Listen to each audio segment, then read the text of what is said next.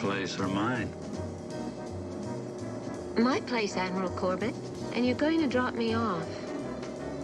And try not to run us into the ocean, please. Now, surely you jest. I only had but one drink. Well, you're not driving like that.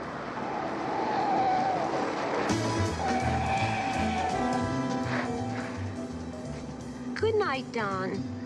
Kid?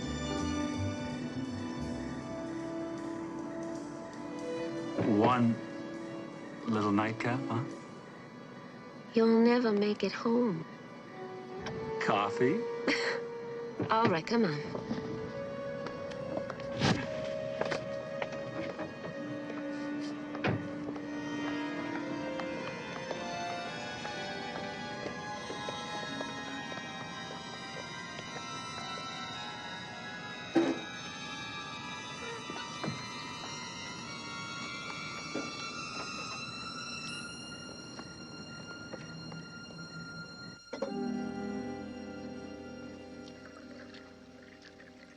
Don? You're overdoing the lecherous act. Enough is enough. But I haven't had anything. We'll work on it some other time. Drink your coffee and go home. We both have to be in the office at 0700. I'm talking Tarzan and Jane, and you're talking shop. Down, boy. Drink the nice coffee. You know what it is? You are still hung up on Harley, right? If I were still hung up on Harley, we wouldn't have split up. Simple as that. Well, then, if it is as simple as that, then why don't I just spend the night? Because you haven't been invited. And that's not going to do you any good. Will you admit it? You are crazy about me. Now, will you come on and dance? Put this down. Come on. Oh, Don, will you please? Forget about the Navy. You want me, don't you? Oh, you're going home in exactly 3 minutes.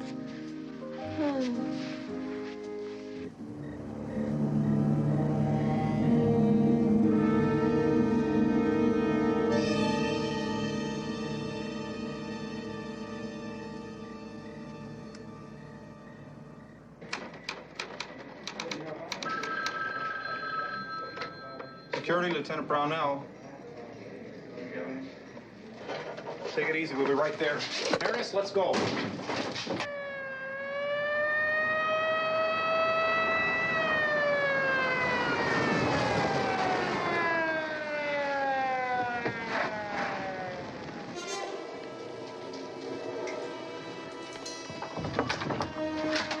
I had to shoot him. I didn't have a choice.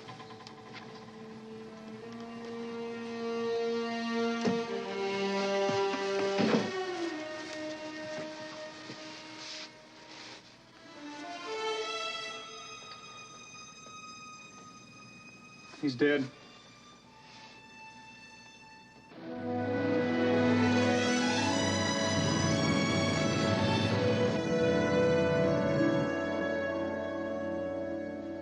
Mac, you look beautiful.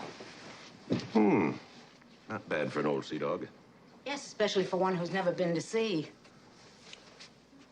A little tight in the seat there, Commissioner. Commander, Mildred. He's been on active duty since this morning. Oh, yeah, well, if the United States can take it for 2 weeks, I suppose I can.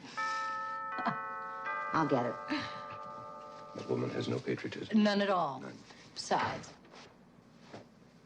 it's not that tight in the seat. Hi. John Paul Jones will be ready any minute. You want some coffee? Thanks, Mildred, but I don't think we have time. Ta-da! What do you think, Charlie? You look terrific, sir. Thank you. Hope you're not just saying that, Sergeant. Well, Sally, this is it. I'm gonna miss you. Yeah, it's a rough war. You won't see him till tonight.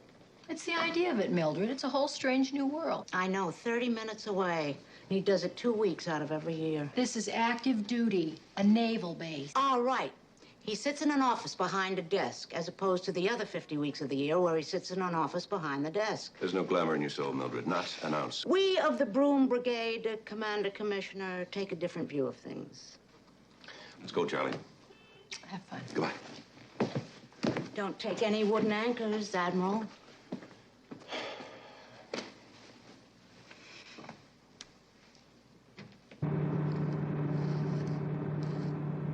I hate to think how this stuff's gonna pile up while I'm gone. Well, why don't you do some moonlighting, sir? Drop by the office a couple of times a week.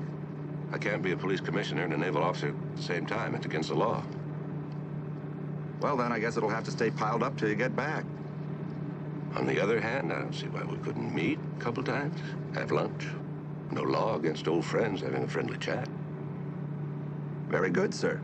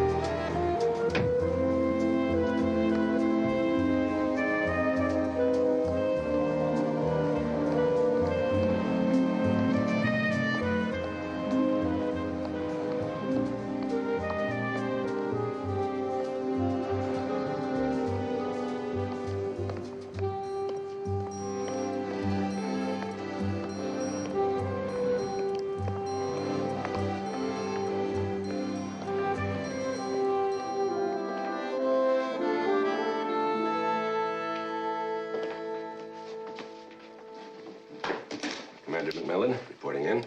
Oh, yes, sir. Captain Stiles is out right now, but he's expecting you. If you'll just go down the corridor, second door to the left, Commander Campbell will take care of you. Thank you.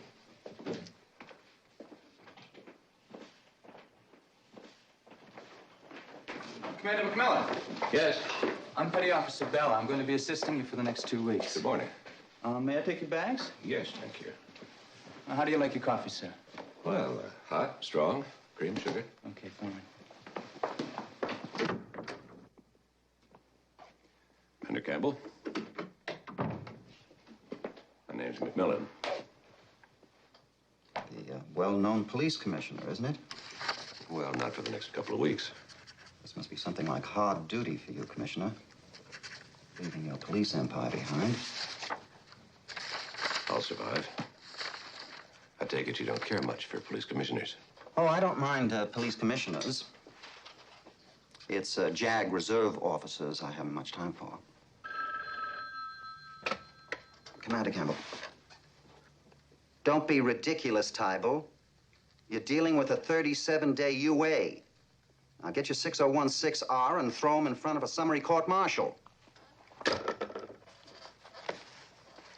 You do remember some of our Navy terminology, Commander. UA? Unauthorized absence. Commander McMillan, Captain Stiles is back in his office. He'd like to see you if you're not busy. Thank you.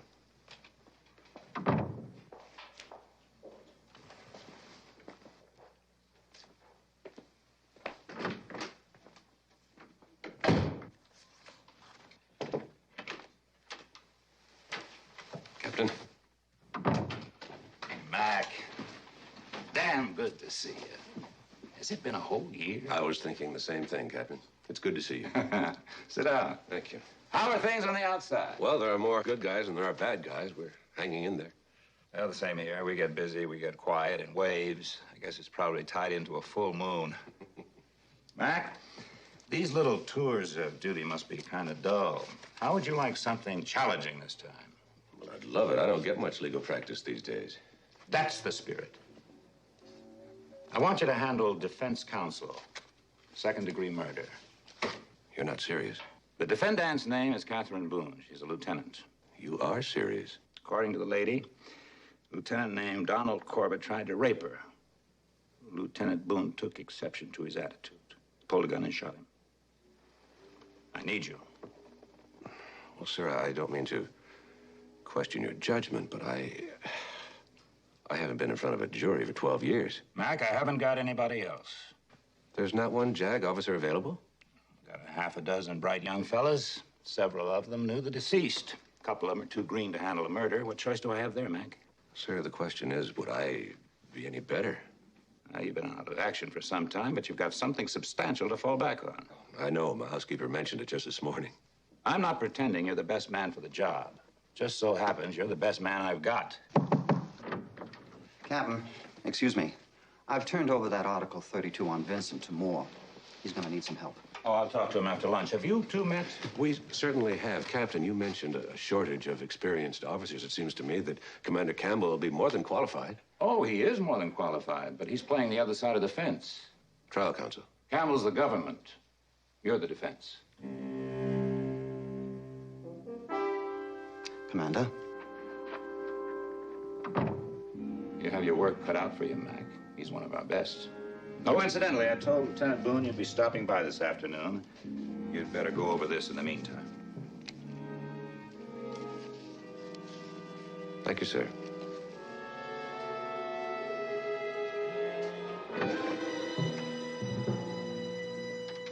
He wouldn't go. He became mean and vicious. I couldn't believe it was the same person. He said I'd been teasing him all night and he wasn't going to stand for it any longer. Said he was going to take what he wanted. He started hitting me and tearing at my clothes. Then he slammed me back against the desk and he said if I didn't cooperate, he was going to have to get rough with me. I don't remember how it happened, but I must have reached in the drawer because suddenly the gun was in my hand. I didn't want to shoot him. I just wanted to frighten him, but he kept coming toward me, and then the gun went off, and why did it happen, Commander? I didn't want it to happen. I mean, was that right? Did I have a choice? I don't think so. But that's what we'll have to convince the court. Now, let's see. You and Lieutenant Corbett worked in supply, became friends, but you didn't begin dating until a few weeks after your separation from your husband. Is that correct? Right. What was Lieutenant Corbett like? Oh, he was warm, outgoing, uninhibited. He had a way of saying provocative things, so they didn't really sound provocative. They sounded playful, good-humored. How did he act that night? Anything different? Not really. He was always terribly presumptuous, not terribly subtle. He kept saying, if we're going to wind up spending the night together, why put up a fuss? Well, how much of a fuss did you put up? I mean, was he usually physically aggressive? In a way, he was. He kept touching me, and I kept pushing his hand away, but he didn't take Don very seriously. Well, yes, Lieutenant, but at the risk of sounding callous, we can't build a case on Lieutenant Corbett's good nature. Now, let me tell you again, I have been out of practice for quite a few years, and you do have the right to hire a civilian attorney. You also have the right for additional counsel from the Navy or any other branch of the service. Captain Stiles explained that to me, and I told him I wanted to have the chance to talk to you before I made up my mind. I have, if you'll take me. Well, looks like we're stuck with each other. Lieutenant, if you will excuse me, I have about a dozen years to catch up on. Please make it, kid. And thank you, sir. Goodbye, kid.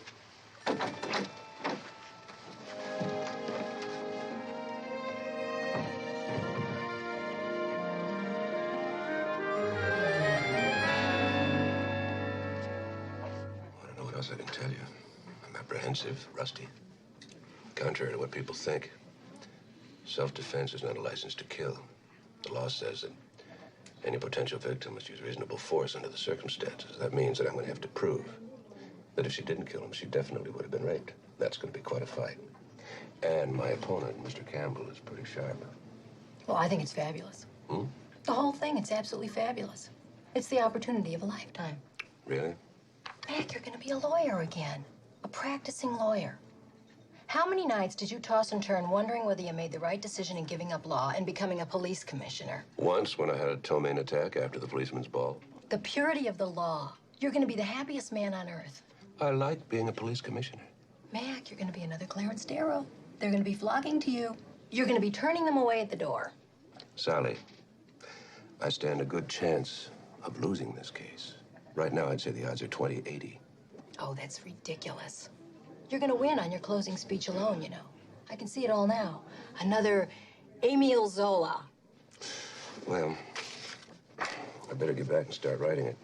Why, aren't you coming home tonight? No way. I've got homework till dawn. How am I going to go to sleep without those cold feet on my back? Maybe Mildred could help you out. Great. Oh, tomorrow morning I want you to contact Sergeant Enright and show him his list of people. Jack Porter and Gina Davis. Who are they? Potential defense witnesses. Jack Porter in particular. Huh, he works with Naval Services, too. But he doesn't have a rank. He's a civilian. Gina Davis is his girlfriend. The four of them were together the night of the murder.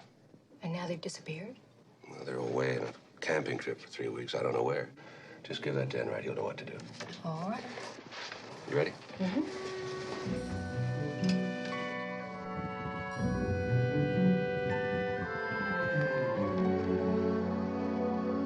Bell.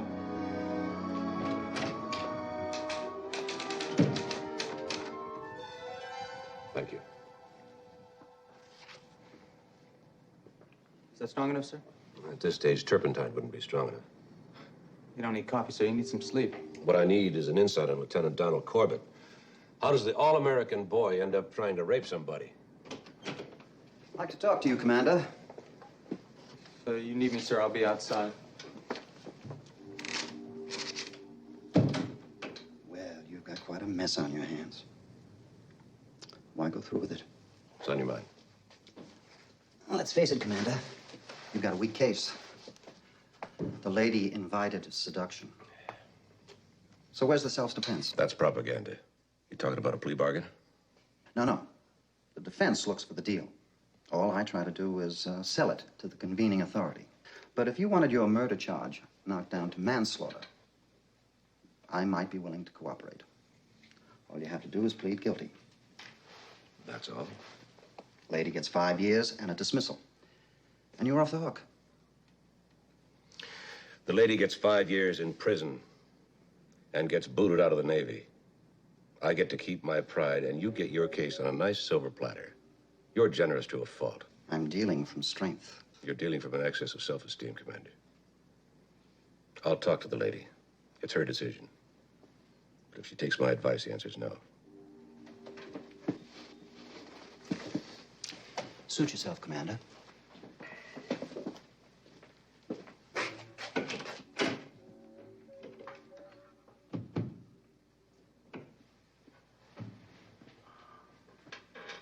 If you ask my advice, the answer's no. I don't know. Maybe I should. Sure, if you set out to murder him. But you didn't. It was self-defense. I guess I'm just panicking. You're just reacting to Campbell's scare tactics. It's cheap intimidation. Don't. Look, kid, I know it isn't going to be easy, but we are going to prove that Corbett attacked you without provocation and placed your life in jeopardy, okay? That must be Harley again, Commander. Would you mind?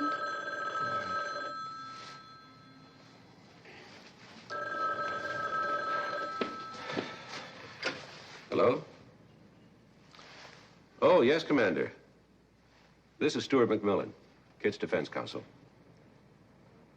Well, I'm afraid she's busy right now. Yes, of course, I'll tell her. Goodbye. I wish you'd talk to him, kid. I mean, separation or not, he's your husband. And he's concerned. I can't talk to him or see him right now.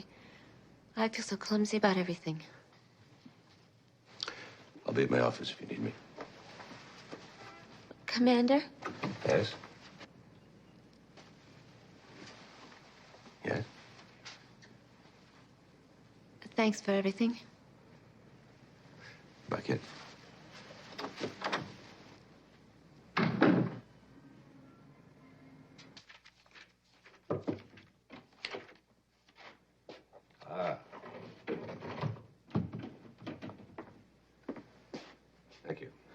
I just tried again, sir. Still nobody's home.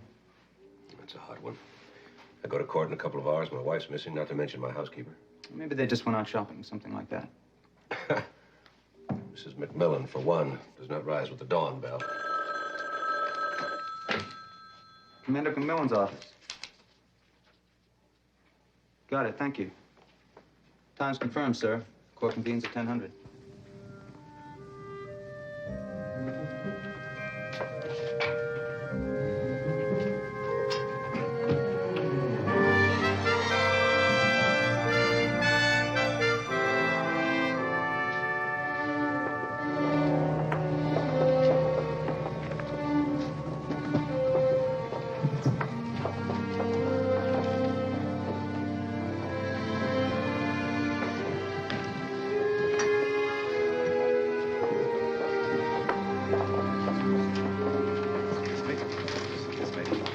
Excuse me, Commissioner.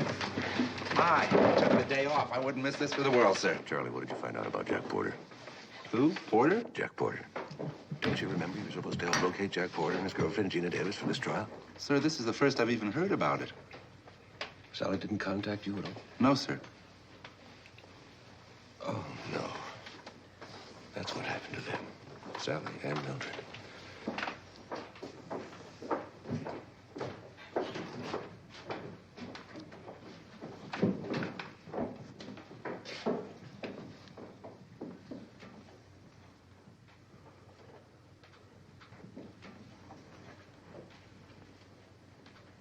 All rise.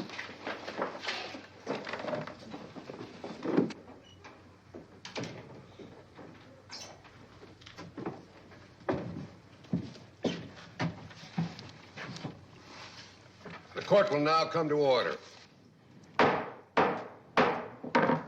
This court will now come to order. All right, Catalona, what's this all about? Well, the accused ran a stop sign, north end of Tompkins Bridge, Your Honor. Mrs. Sally McMillan. How do you plead? Not guilty, Your Honor. Give him the $2, sweetie. Who's she? She is the eyewitness to the supposed perpetration, Your Honor. What? She was in the car, Your Honor.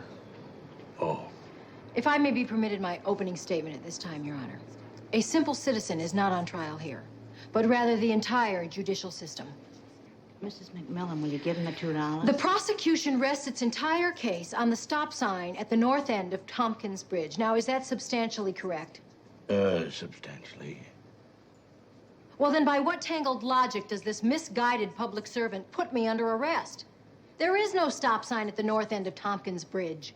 She's crazy, Your Honor. Pay the fine. I object, Your Honor. That is libel. If it was anything, it'd be slander, Mrs. McMillan, which it isn't, because that's not what we're here for. You sure about that sign, Sheriff? I nailed them myself last winter, Your Honor. Well, then you did a poor job. It's not there now. Regis, you still got that awful thing with the sawed-off muffler outside? Yes, sir.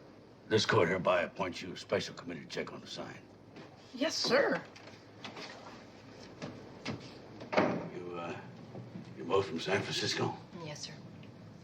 You're a little off the beaten path. Yes, sir.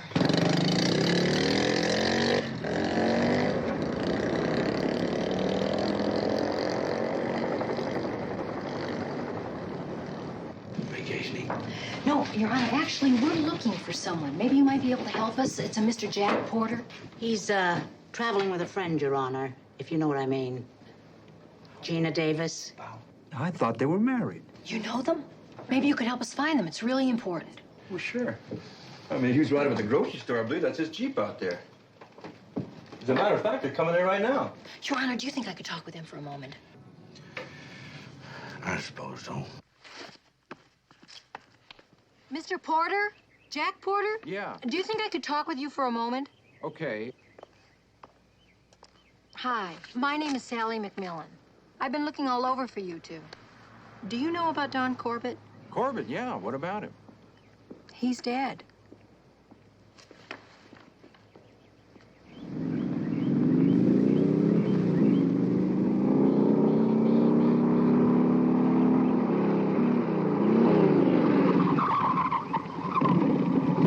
Listen, I better get back inside. All right, we'll leave for San Francisco in the morning. Tell your husband we'll be happy to cooperate.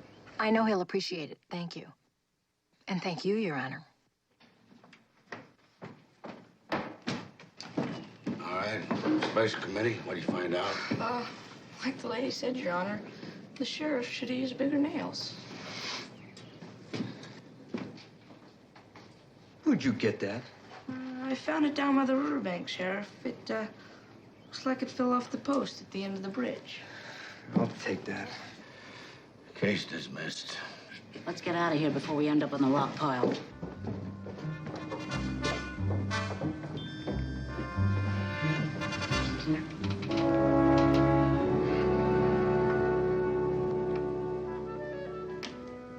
Is this the gun, Lieutenant? It is, sir. It was lying on the floor near the body of the deceased. Let the record note that the witness has identified government exhibit number 1. Lieutenant Brownell, let's get back to the call you received. Could you describe the accused's tone of voice over the telephone? It was kind of a monotone, sir. Not excited or irrational? No, sir. Would it be fair to describe the accused's voice as calm? Yes, sir, it would. No further questions. Your witness, Commander. Lieutenant Brownell, after entering Lieutenant Boone's house that night, did you speak to her? Yes, sir, I did. Could you describe her tone of voice then? That was about how she looked, sir. Kind of dazed. Would you call it a monotone? Yes, sir, I believe you could. Did she slur any of her words? No, sir. Could you describe her voice as calm? Yes, sir, I believe you could. The same calm and rational voice you heard over the telephone? Yes, sir. And yet you describe her voice and her appearance when you spoke to her in person as dazed. Is that correct? Yes, sir. Then, in your opinion, her voice was dazed when she called you in the security office. Is that correct? I guess so, sir. Thank you, Lieutenant. That's all. Hey, beautiful. How was that for neat lawyering? Oh, excuse me, miss. When I said beautiful, I didn't mean that you were beautiful. I meant that he... not that you're not. Excuse me. Mr. Seelig, you are the manager of the Officers Club at this station? Yes, sir, I am.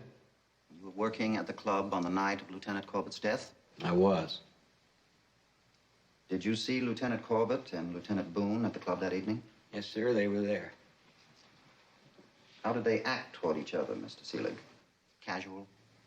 Indifferent? Anything but. I mean, the way they were dancing together, real close. For my money, it was kind of embarrassing. What else about Lieutenant Boone and Lieutenant Corbett attracted your attention, Mr. Seelig? Well, at one point, they moved off the dance floor into this kind of dark area, and they kissed. A fraternal kiss? No, sir, anything but. Me, I'd call it an X-rated kiss. A passionate kiss? Yes, sir. Now, Mr. Seelig, wasn't it possible that Lieutenant Corbett forced Lieutenant Boone off the dance floor? Forced his attentions on her? No, sir. From what I could see, the lady was giving as good as she got. And did they go beyond the kiss? Well, no, sir, not right there, but for my money, a kiss like that in public means all the way in private.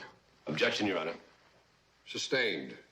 The witness will confine himself to answering the questions. Your witness, Commander. Mr. Seelig, are you married? Yes, sir.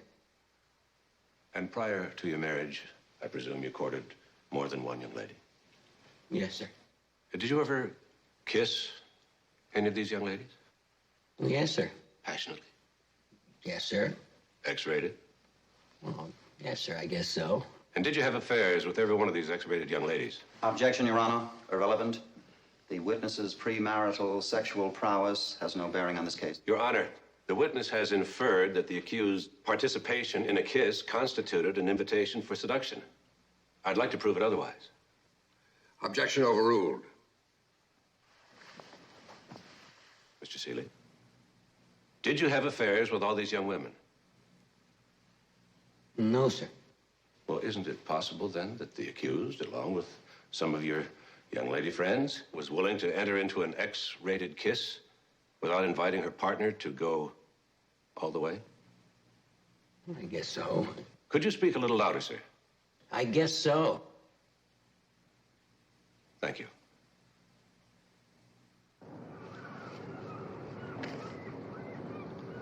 You're not eating your sandwich, sir. Well, I'm not very hungry. Because of the trial?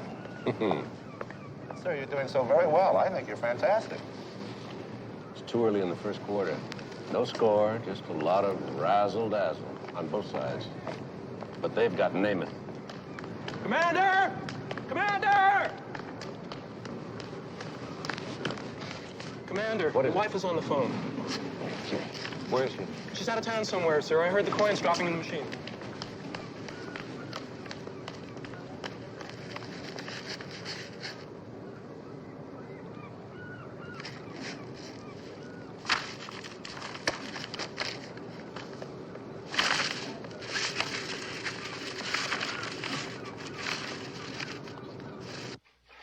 Sally, where are you?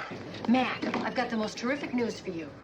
Is Mildred with you? Of course. Are you all right? We're fine. I told you to send Enright out to look for Porter.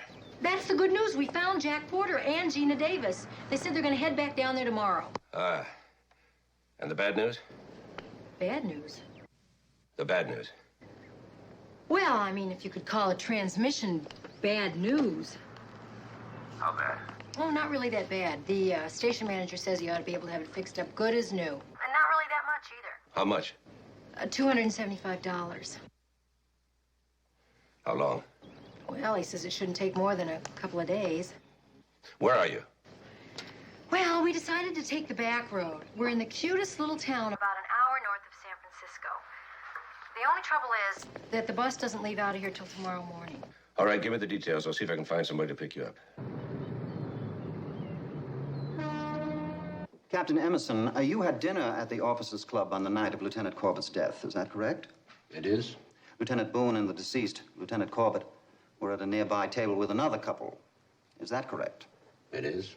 Sir, would you describe Lieutenant Boone's behavior that evening? Indiscreet would be a kind word. In your opinion, then, would you say that Lieutenant Boone exhibited a loose pattern of behavior?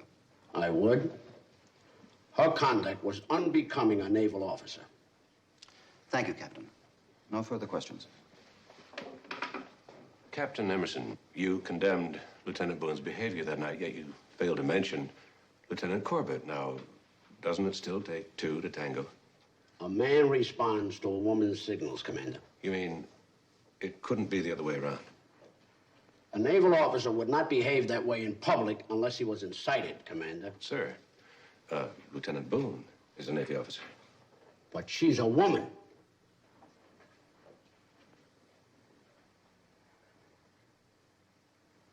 Oh, I see what you mean.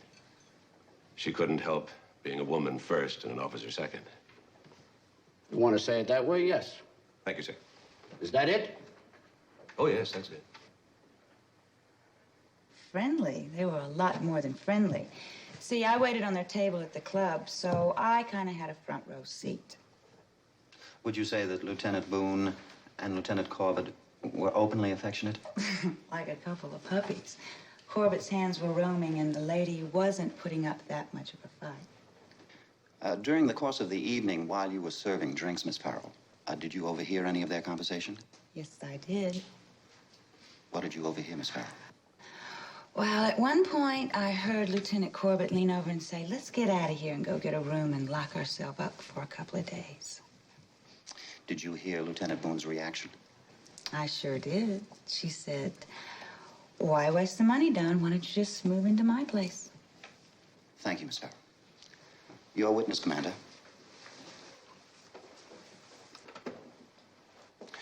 Miss Farrell, have you ever been propositioned?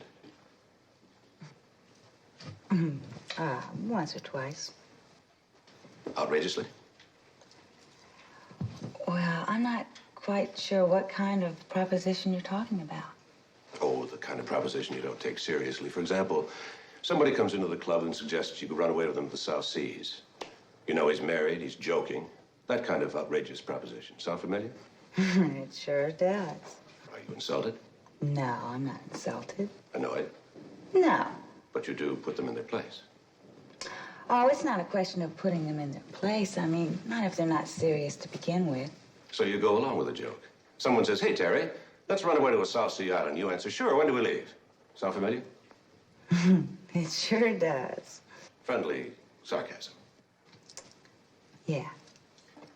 Miss Farrell, when Lieutenant Corbett suggested taking a room for a few days, Lieutenant Boone answered by saying, why waste the money? Why don't we move into my place?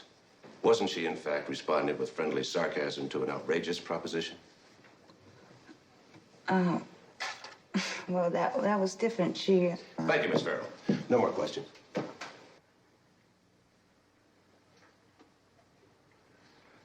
You may step down, Miss Farrell.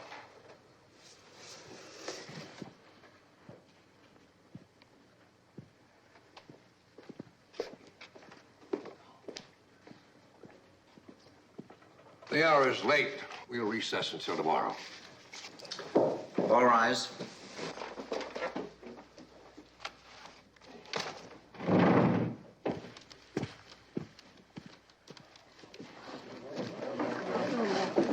See you in the morning, kid. I saw the last few minutes, sir. You were really good. I think you got him worried.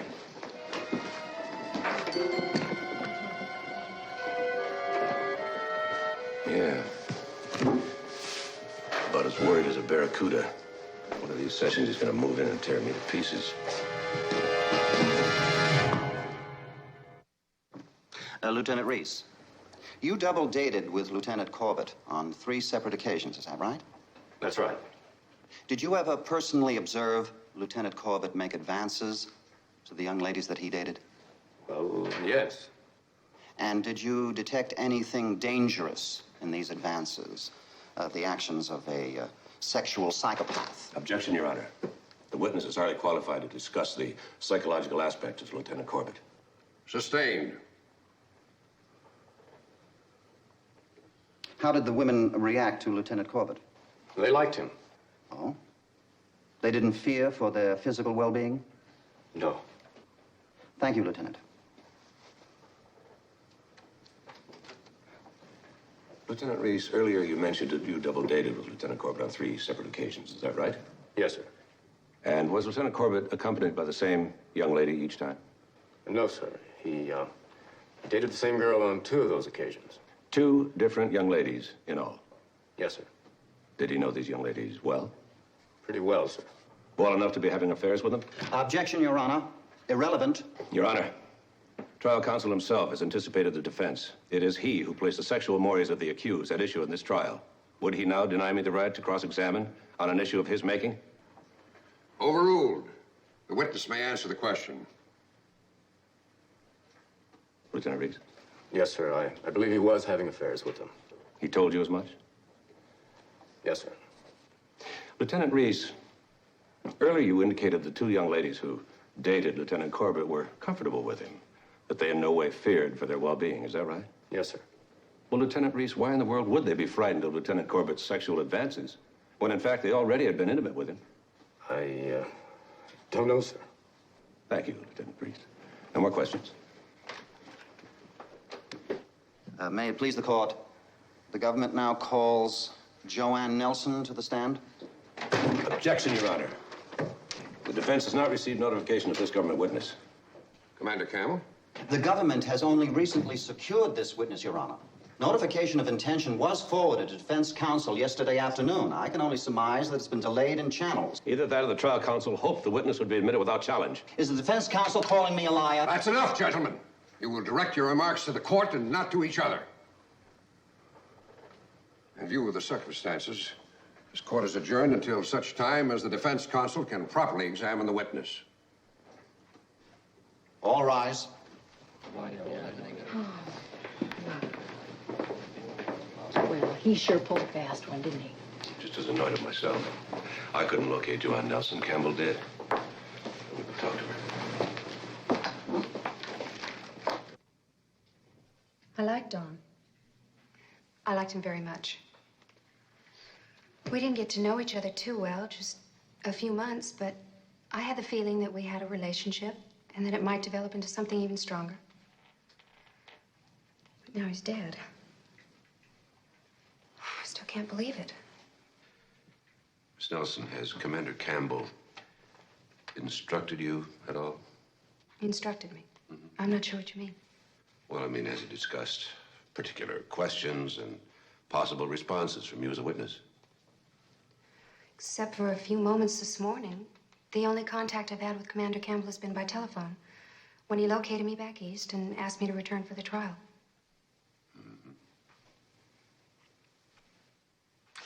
Well, thank you, Miss Nelson. Well, then, you dated Lieutenant Corbett half a dozen times or more. Isn't that right, Miss Nelson? Yes, that's right. What did you do on these dates, Miss Nelson? Well, we went to the movies once or twice. We had dinner out, that sort of thing. Did you and Lieutenant Corbett have an affectionate relationship? Well, I suppose we were normally affectionate for the amount of time we knew each other. Held hands, Yes, kissed, yes, embraced, caressed each other from time to time. yes. Was Lieutenant Corbett an aggressive companion, Miss Nelson? Well, yes, but not in a serious way. Could you explain that? Well, Don, Lieutenant Corbett, was the sort of person who was familiar with people right from the start. I suppose the things he said and did might have been a little, well, unsettling coming from somebody else, but coming from Don, you accepted them. And Lieutenant Corbett, being Lieutenant Corbett, I suppose he made more than one proposition the very first night you met. Yes, sir, he did. Did you accept them, Miss Nelson?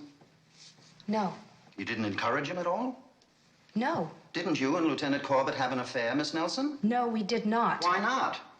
Because I didn't want to. You refused his advances? Yes, that's correct. Are you trying to say that he never once managed to maneuver you into a compromising situation? No. Miss Nelson, are you trying to tell this court that the same man who propositioned you countless times over half a dozen different evenings never once succeeded in forcing himself upon you? No!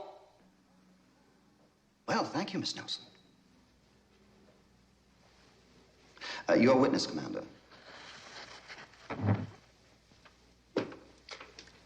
No questions. We didn't do too well on that one, did we? Well, he can't even cross-examine her without making it worse. Your Honor, the government rests. Very well. I think that does it for today. Court stands in recess until 0800 tomorrow morning.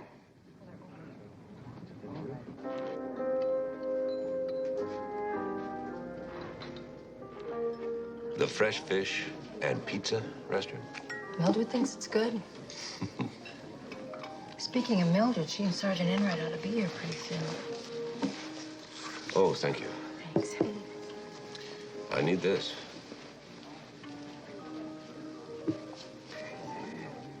You look so down. I took a beating today. I know. Joanne Nelson. Campbell used her like a booby trap. I saw it coming. Oh, well, that was today. Tomorrow you start your defense. You're gonna run over him like a tank. Some tank. How do I prove self-defense? I seem to recall something about reasonable doubt. They're the ones that have to prove murder. Thank you, loyal cheering section. I really must go. I'll grab a couple of sandwiches on the way. Mac.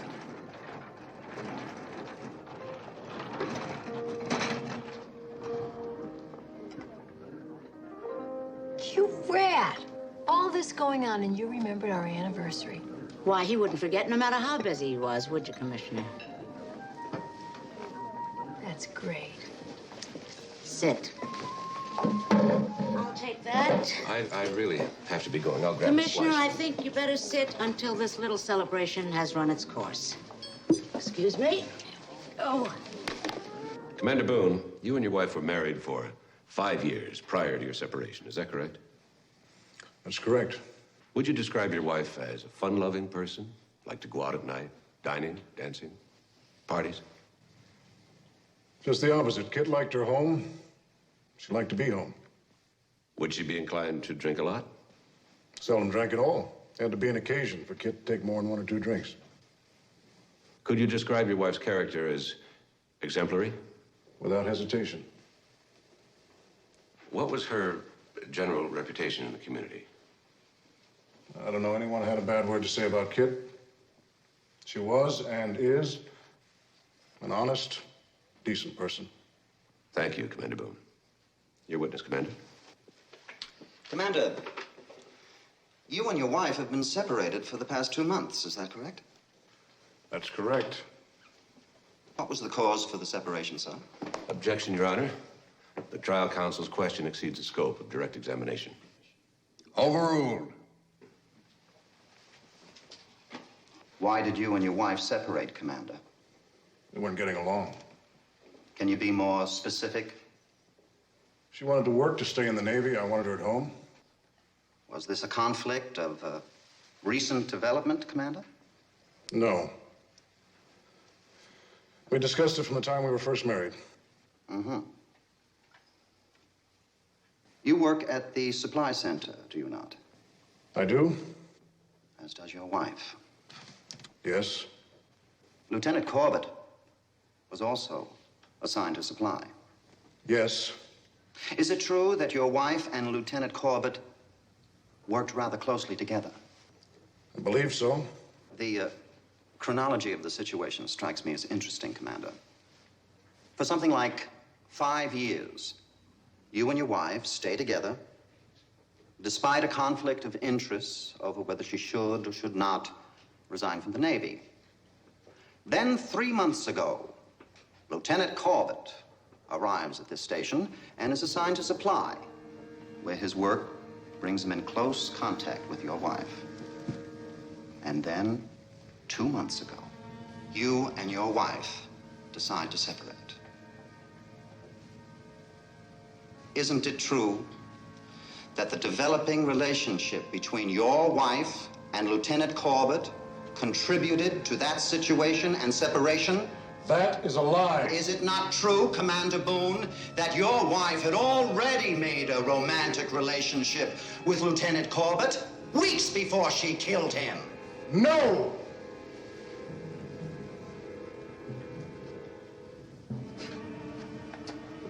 No further questions.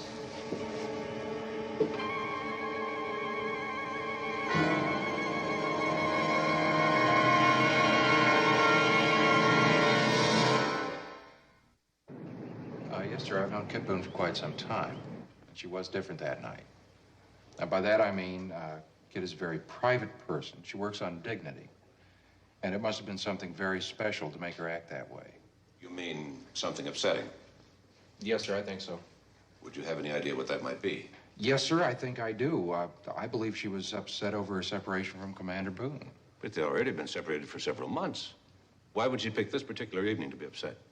Well, I think it just finally caught up to her. Those were very rough months on Kit.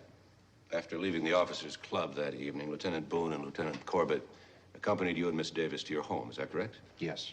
What was her behavior at your home? Was she equally outgoing?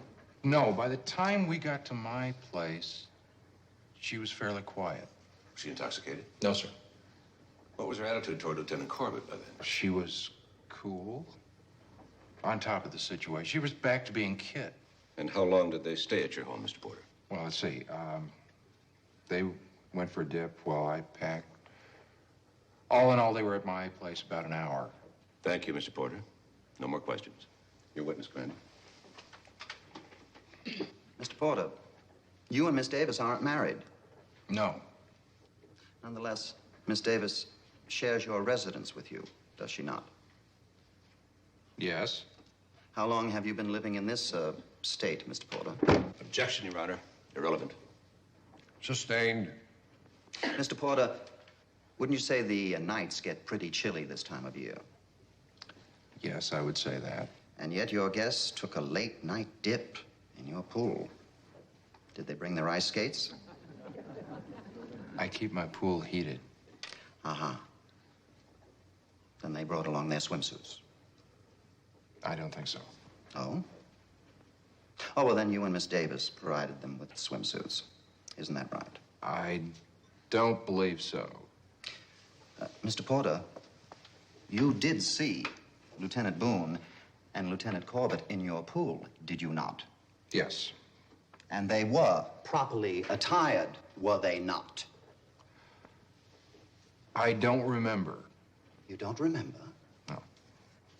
You don't remember if their clothes were soaking wet when they left your house, Mr. Porter? No.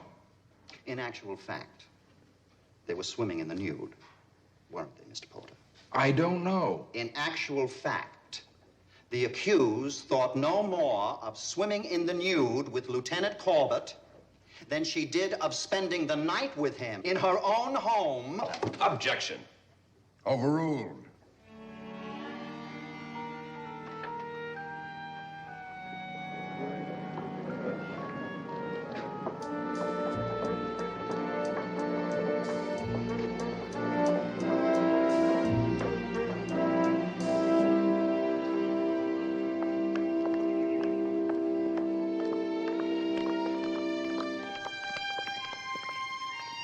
Kit!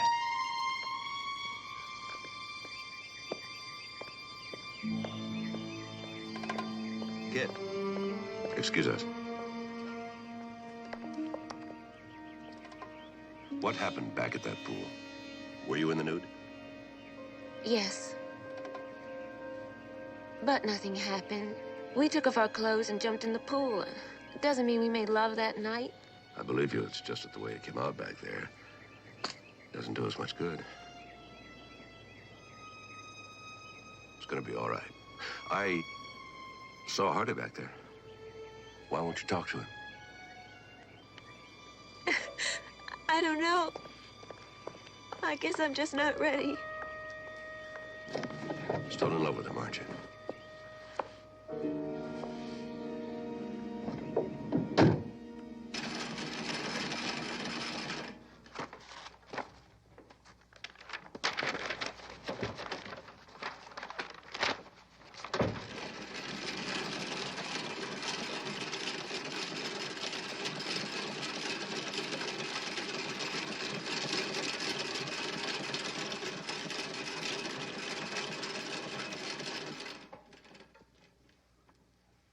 Am I in your way?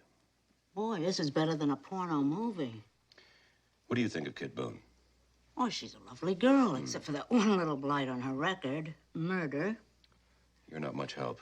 Kit Boone wouldn't hurt a fly unless provoked by an extreme case of aggravated assault.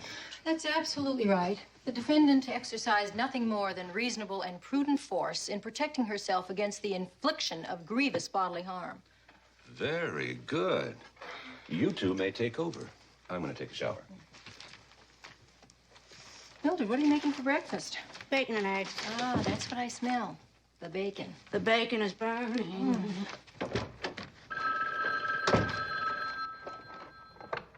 Hello? No, I'm sorry, I can't come to the phone. He just got in the shower. Maybe I can help you. What? Hold on a second. Okay.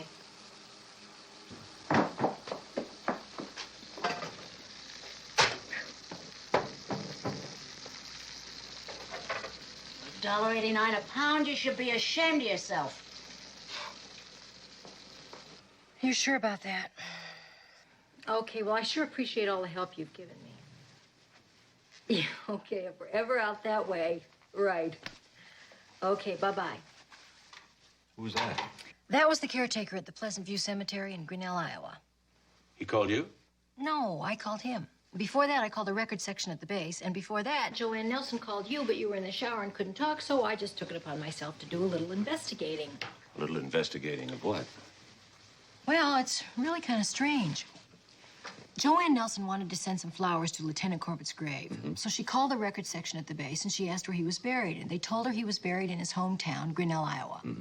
So when she went to send the flowers, they told her no such person was buried there. That's why she called you. She thought maybe you would know where he was buried. Which I don't. Well, that's what I figured.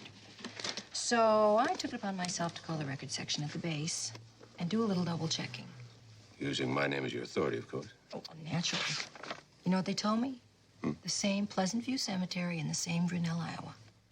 The caretaker of said establishment you then took upon yourself to call. Long distance. Mac, Joanne Nelson was right. Lieutenant Corbett is not buried there. You know what the caretaker said? He said he's never heard of a Corbett family living in Grinnell, Iowa. Now, he ought to know, don't you think? Probably just a clerical error. I think it's kind of strange, if you ask me. Yeah.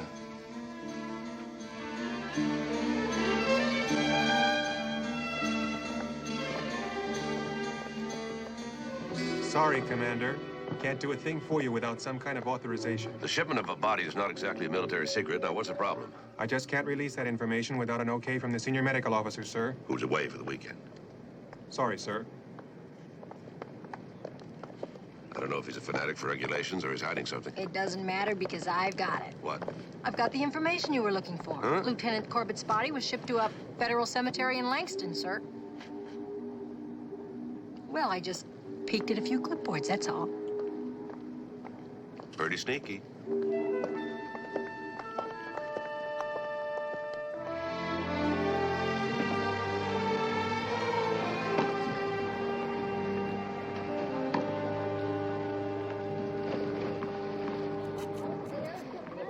Hey, Mac. Sally. What's up, Mac? I don't know how I got involved in all this, sir, but I seem to be looking for a body. Do you happen to know where Lieutenant Corbett is buried? Some small town in Iowa, isn't it? According to his records, yes, sir. He's not buried there. Well, it's probably some paperwork foul up. I'm sorry I can't help you. Good to see you, Sally. Take it easy, Mac.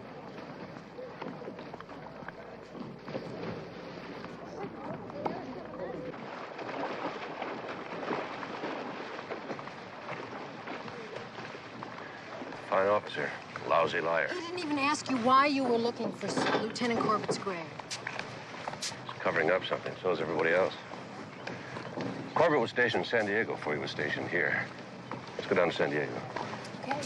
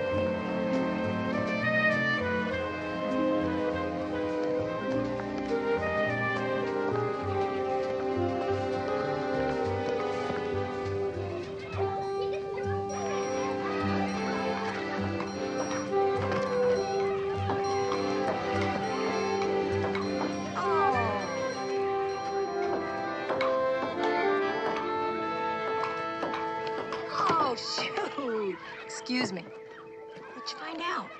I checked with the base supply officer, Captain Faraday. Corbett worked for Faraday. Ooh, that's progress. Not really. Faraday never met Corbett. I don't understand. Corbett was listed on supplies personnel roster, but on detached duty status. Detached to where? I checked with records, I checked with personnel. They don't know a thing. What does that mean? It could mean that Corbett was never stationed on this base. Well, all of this makes absolutely no sense at all. I have one more stop to make. Are you okay here? Sure. What's the score? 14-3. Oh. Him. Oh. Ready?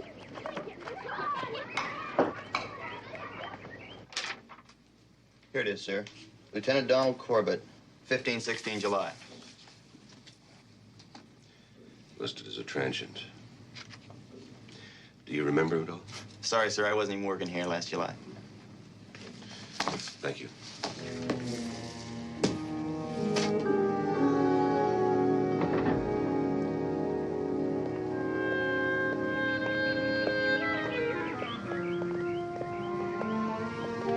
Sir?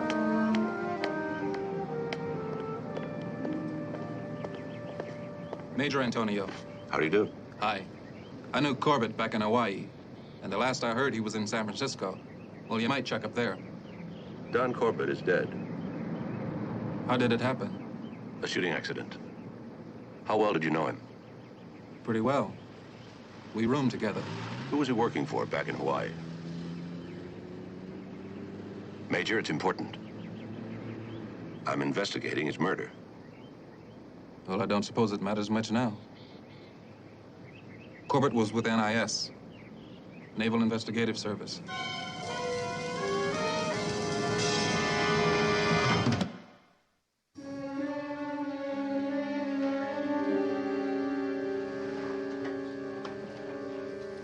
May I have a word with you, sir? Oh, Mac, I want you to meet George Pauling. George, this is Commander McMillan. How do you do? How are you? Sir, if you have a minute. Sit down, Mac. As a matter of fact, George and I were just talking about you. I think you might like to hear what I have to say. George can hear anything you have to say. Very well.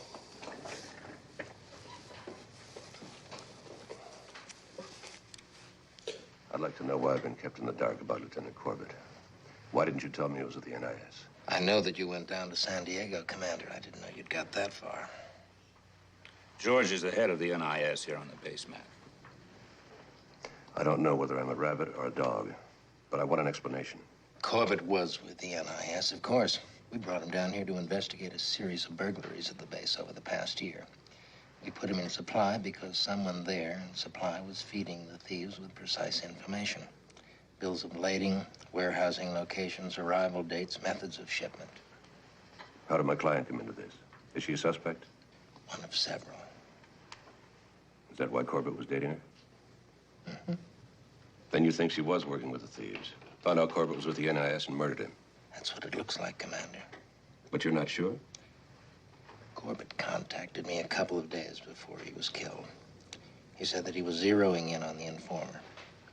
I have to assume that he was talking about Lieutenant Boone. Then, gentlemen, you got nothing. Unless Lieutenant Boone loses the case. Then what you'll have is somebody to squeeze. Dangle a prison sentence over her head until she tells all the people involved. You're in the business, Commissioner. What would you do? I'm not in that business. And right now, I'm the defense counsel. Is that why you put me up against somebody like Campbell, to make sure she'd lose? Come on, Mac. The situation is all fouled up, but there's no conspiracy involved. Is there another name for it? I want to make one thing straight, Mac.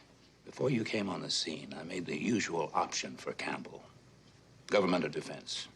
He chose trial counsel because he always chooses TC. And if you're pushing conspiracy, just chew on the fact that Campbell doesn't know what you know about Corbett. I'm sorry. Sustained. Oh, everything's all messed up around here, Mac. NIS thinks she killed him because she was involved in the burglaries. There's also the possibility that she knew nothing of the burglaries and that she indeed killed him in self-defense. Now, how do I defend her? Go straight down the line with her, Mac. Play it like this meeting here never took place. It's the only way. Let me repeat that, Commander. As far as government security is concerned, this meeting never took place. We are not supposed to mangle justice. We're supposed to preserve it. You two have your jobs. I have mine. And right now, I'm going to defend my client if I have to repeat every word from this meeting.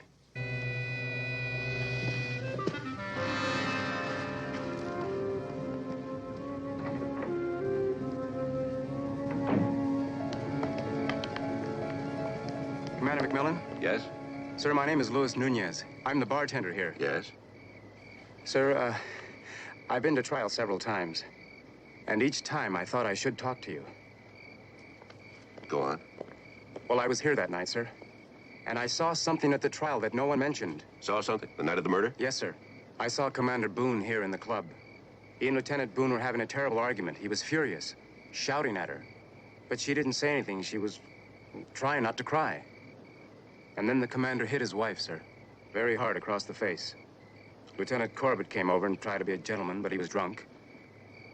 So the commander just pushed him aside and left. Luis, would it be all right if I got back to you? Yes, sir. Thank you very much.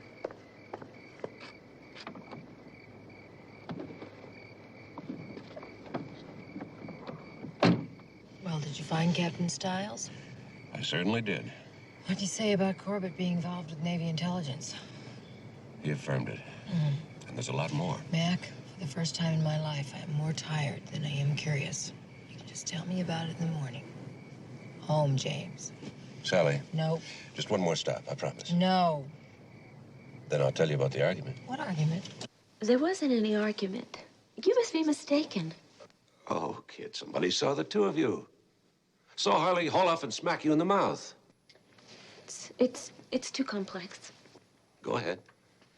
No, you don't know. You don't understand. It's too complicated. It's too difficult. Oh, well. I knew I'd have to tell you sooner or later, though. Tell me what? I lied to you. I lied to everybody. It didn't happen the way you think. After Don and I got back to the house that night, he did make a few passes, but he didn't attack me. Even if it was in his nature, he was too tired. He said he'd only had one drink, but it must have hit him pretty hard. He fell asleep on the sofa. I tried to awaken him, but it was useless. There wasn't anything else to do, so I went into my bedroom, got into my nightgown, and went to sleep. It must have been an hour or so later. I was fast asleep, and then there was a noise, like a car backfiring. When I went into the living room, Don was on the floor. He'd been shot, and a man was running out the front door. A man in a uniform, a Navy officer. It was Harley.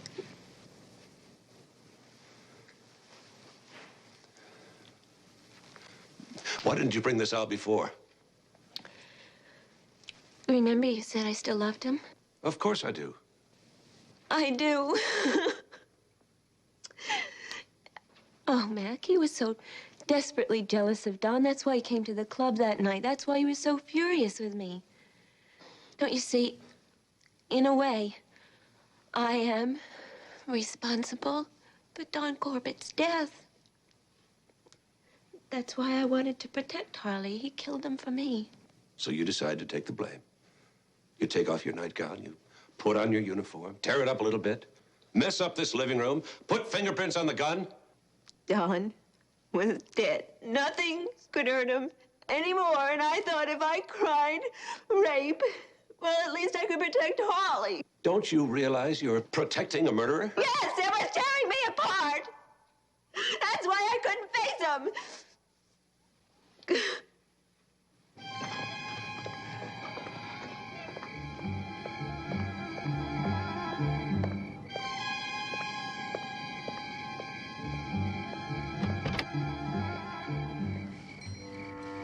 Sally, I know how tired you are, but I've got to make one.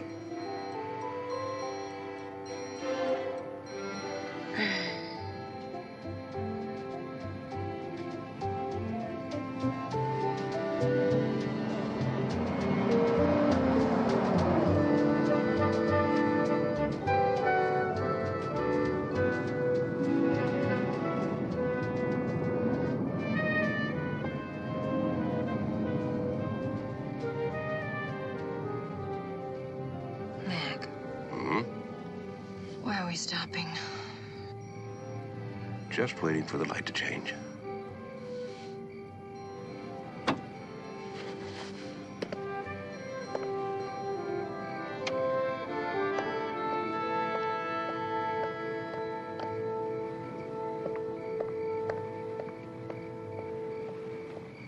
Saw Kit.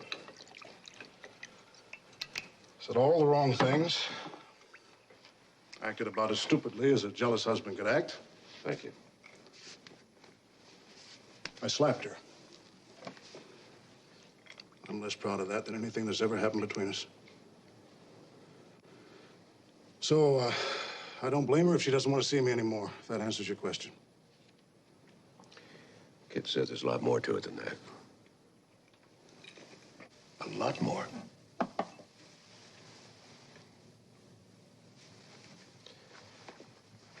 She says you killed Don Corbett.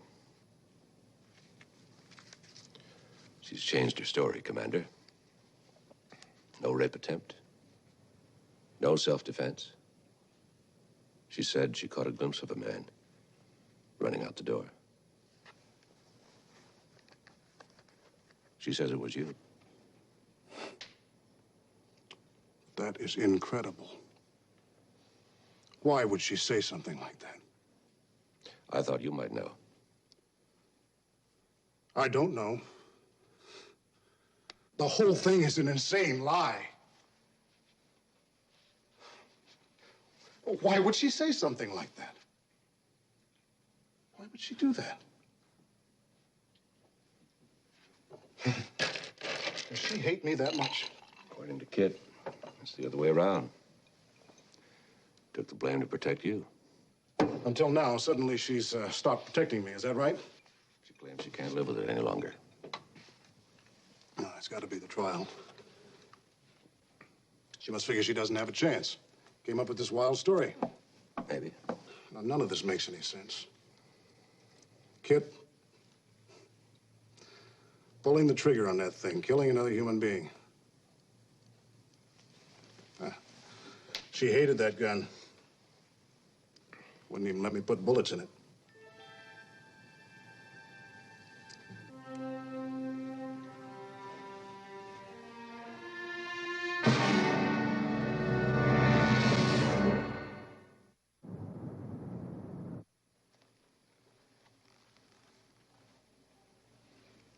Hey. Oh, Mac, I've got to get some sleep. Sleep? You've been asleep for 10 hours. That all? What are you doing here? You're supposed to be at court. I worked out a continuance until tomorrow morning. So I want you to close those little eyes and get some rest. I'll be gone all day. Mildred will be gone all day, and the house will be nice and quiet. What's Mildred doing? She's out with Enright. They're doing a little job for me. What kind of a job? Just checking gun shops, sporting goods stores. We're splitting San Francisco between us. Well, I gotta go. I don't want you to move all day from that bed, you hear?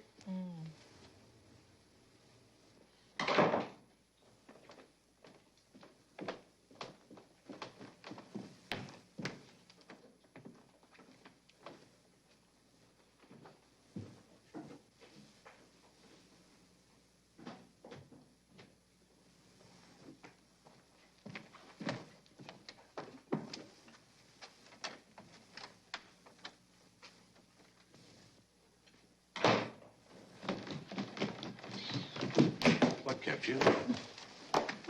Gun shops? What are we going to be looking for in gun shops? Bullets. Bullets? We've got a whole box of them in the dresser drawer. Not anymore. I ate the last one this morning.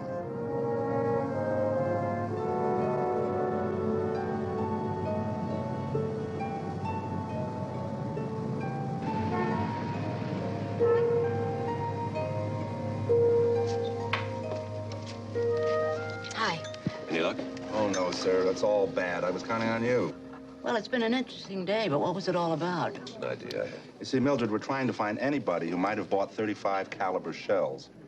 And you couldn't find any with all the bullets they sell in this country? 35 caliber's an odd size. Not very many guns use them. Lieutenant Corbett was killed with a 35 caliber. It's a French Dardanelle. Ariel, Sally, and Belgium.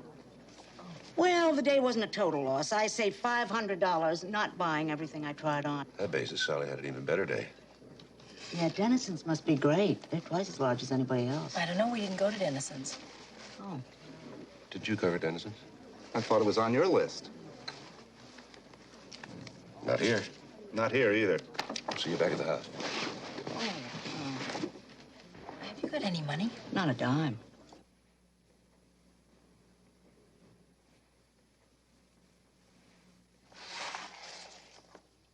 Brian Mosley. Who's Brian Mosley?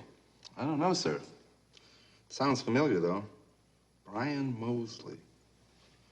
Wait a minute. Does the name Benny Carr mean anything to you, sir? Sure. Small-time loser. He's Brian Mosley. That's one of the half-dozen aliases that Benny Carr uses. Do you think you can put your hands on him? I think so, sir. Let's go.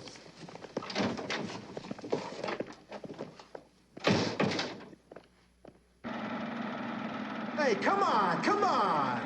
I don't know what you're talking about. I'm not just talking about a parole violation, Benny. You come on, Benny. One of those bullets killed somebody. Hey, what are you trying to pull? I never used a piece of my life. If you didn't do it, then you better start talking. All right. I bought these 35 calibers. Some guy I never seen before gave me $50 to pick them up. So I made me an easy 50. That's all I know. You must be getting old, Benny. You don't even lie good. Come on, Benny. We're waiting.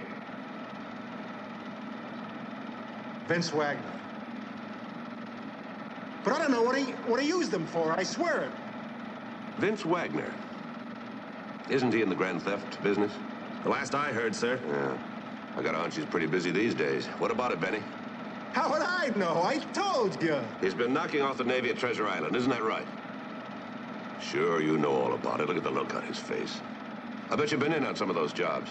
Hey, give me a break, will you? Something for something. What do you say? Go on. Maybe I've been in on one job. I swear it. One job.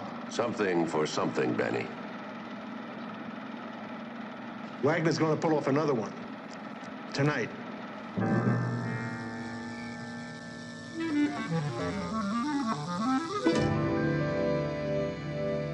Sir, he should have been here almost an hour ago. How reliable is that man you picked up? Carr is very unreliable. I just hope he was scared enough to tell the truth. It's cold enough to freeze meat in here. Mac.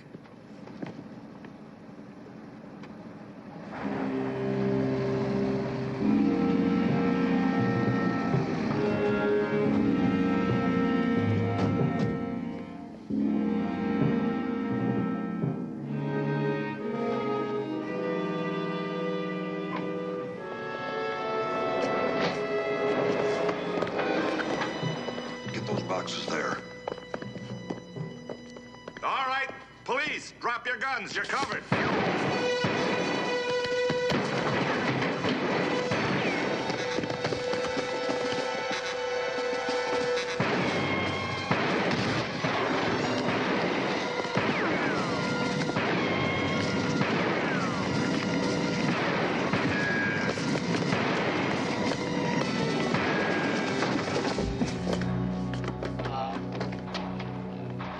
You're under arrest.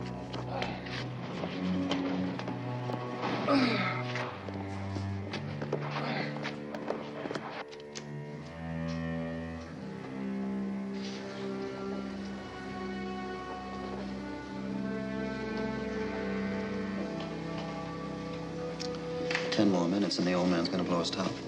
Think he's up to something? McMillan? I think he got smart. Took off for Alaska. Your Honor, I'm Sally McMillan, and my husband asked me to tell you that he'll be arriving shortly, and he regrets any inconvenience to the court. Would it be presumptuous to ask where Commander McMillan is right now? No, Your Honor, it wouldn't be presumptuous. It's just that it might be a little bit embarrassing. He's in the men's room putting on his uniform.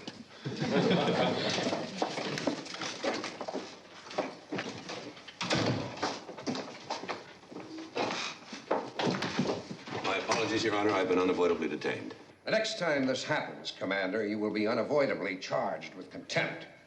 This court will come to order. All persons present when court recessed are now present, Your Honor. All right, Commander, you may proceed with your case. Thank you, Your Honor. The defense calls Lieutenant Catherine Boone to the stand.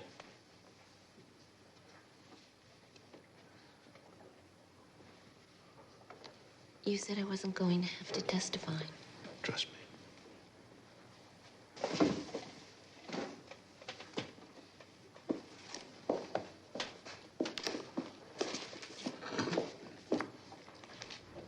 Do you swear that the evidence you shall give in the case now in hearing is the truth, the whole truth, and nothing but the truth, so help you God? I do. Please give your full name, rank, organization, and armed force.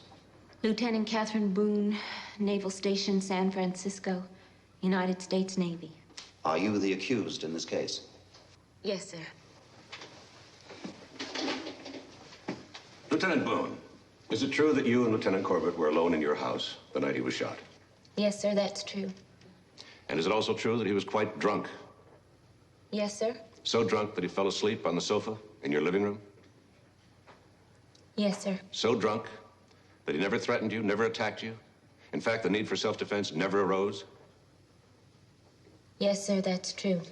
And isn't it also true that you did not shoot and you did not kill Lieutenant Corbett?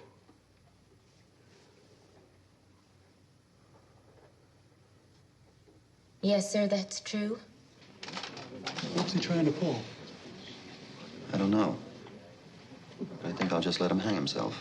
What was that all about? I don't know. I'm sure Mac knows what he's doing. He does? Commander McMillan, are you aware that your new line serves to undercut the case you've got for the defense? Yes, Your Honor, I am. However, let me assure the court that this new line of questioning is dictated by newly found evidence and not due to the incompetence of the defense. Very well. Your witness, Commander. Now, let me see if I've got this straight, Lieutenant.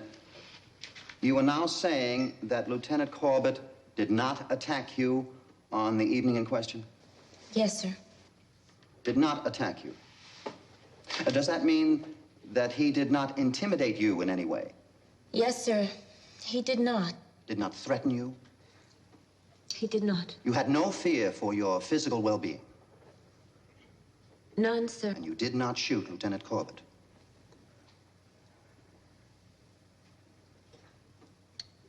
I did not shoot him, sir.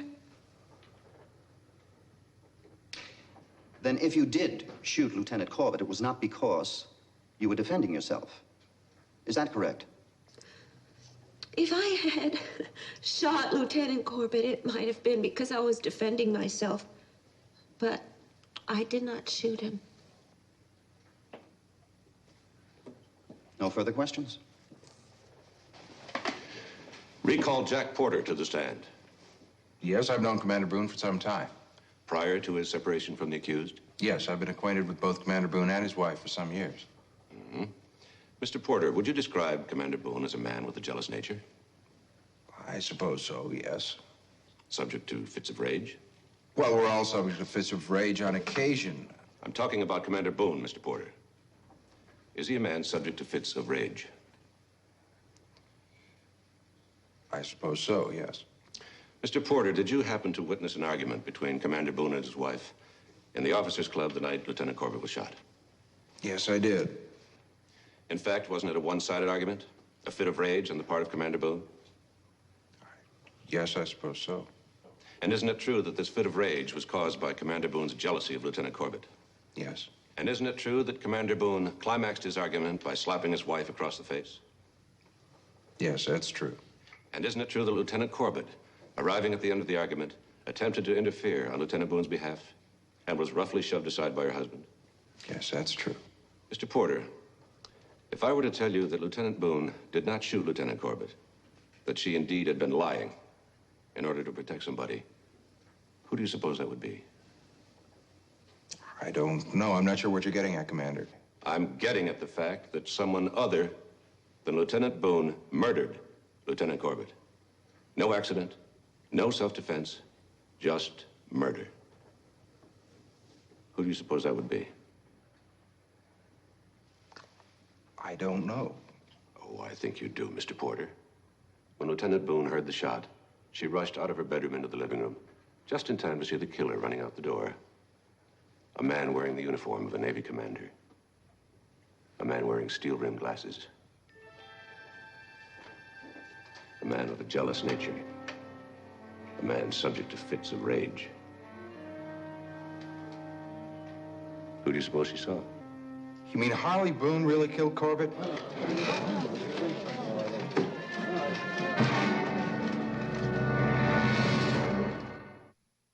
That will be quite enough. Let me admonish those attending this court as spectators. If there are any further outbursts, I will clear this room. Commander McMillan. Mr. Porter, when I asked you who you thought Lieutenant Boone was protecting, you mentioned a name. Would you repeat that name, please? I said Harley Boone.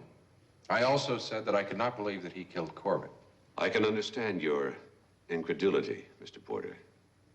The fact is, Lieutenant Boone only thought she saw her husband because that's the way it looked to her. Actually, you killed him.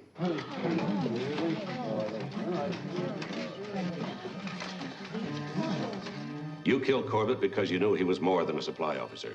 You knew he was an officer of the Naval Investigative Service, and you knew he was onto you. Onto the fact that you were supplying information to a ring of thieves who had been victimizing the Navy for over a year. For days, you've been waiting for the right opportunity to kill Corbett. A murder that would clearly implicate Harley Boone, the same jealous husband who created something of a scene earlier that same evening at the Officers Club. With your friend, Miss Davis, fast asleep back at your own house, You drove to Kit Boone's house and waited.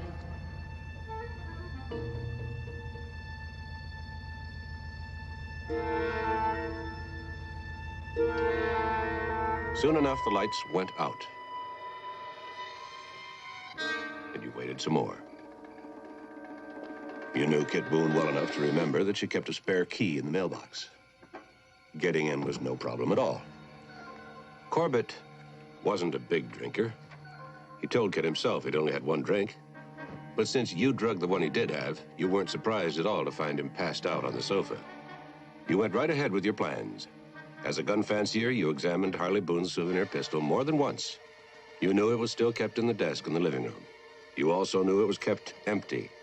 But that wasn't a problem either, because you brought your own bullets. All you had to do now was kill Lieutenant Corbett in his sleep. And then wait a few seconds until Kit Boone came running out and saw you leaving. Of course, Kit Boone didn't know it was you. Dressed as you were in the uniform of a Navy commander, wearing steel-framed glasses, she thought it was her husband rushing out of the house. Later, the situation took an unexpected turn, didn't it, Mr. Porter? Lieutenant Boone decided to take the blame for Corbett's death in order to protect her husband. But that didn't matter much, did it? You were still in the clear. Somebody else was on the hook. Commander McMillan, as this is a murder trial, I've allowed you to make these accusations against Mr. Porter. However, at this time, before the witness is required to answer any questions, he must be advised of his rights. I agree, Your Honor. Mr. Porter should be advised of his rights at the earliest opportunity, inasmuch as he's to be placed under arrest at this time. The base commanding officer has been consulted and has agreed to surrender Mr. Porter to civilian authorities. Very well. Are such authorities present in this court? Yes, Your Honor. I'd like to introduce to the court Sergeant Charles Enright, San Francisco Police. With your permission, Your Honor. Jack Porter, I hereby arrest you on charges of murdering Lieutenant Donald Corbett and on charges of conspiring to grand larceny. It is my duty to tell you that anything you say at this time can be used against you in court.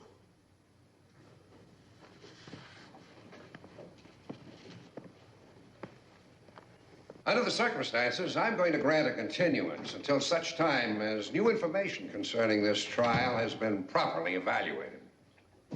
All rise.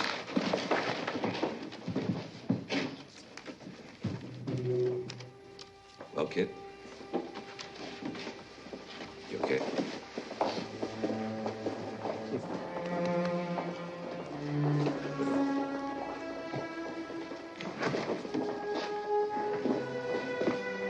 Commander Campbell, I could have stopped you, Commander. You were so irregular on this that a second-year law student could have shot you down. But you didn't. No. There seems to be some faint chance that your client is innocent. Commander, while you may be lacking enough ability, should the city of San Francisco ever find the need for an attorney, you're hired.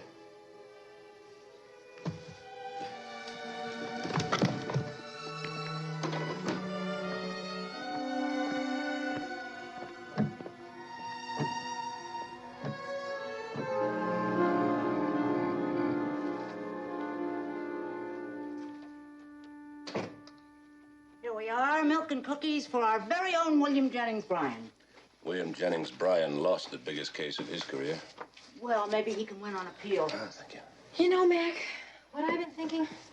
Never. Kit and Harley Boone.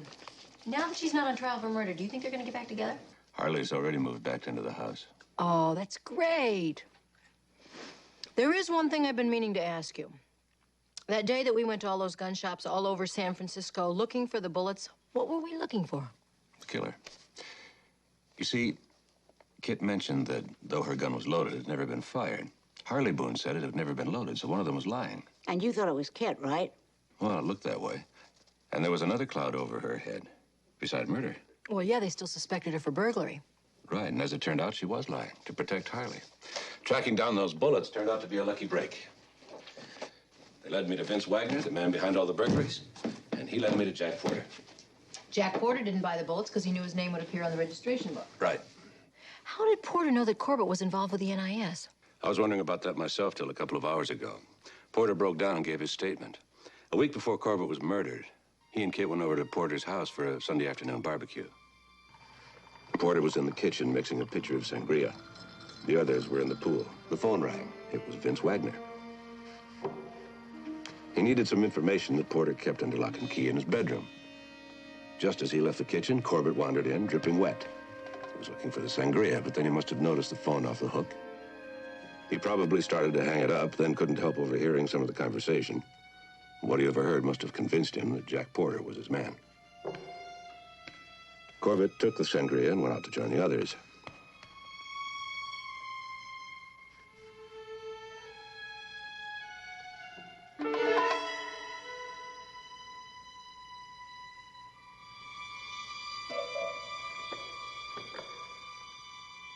When Porter came back in the kitchen, he spotted the tracks, figured out what had happened, realized that Corbett, the new supply officer, was something else.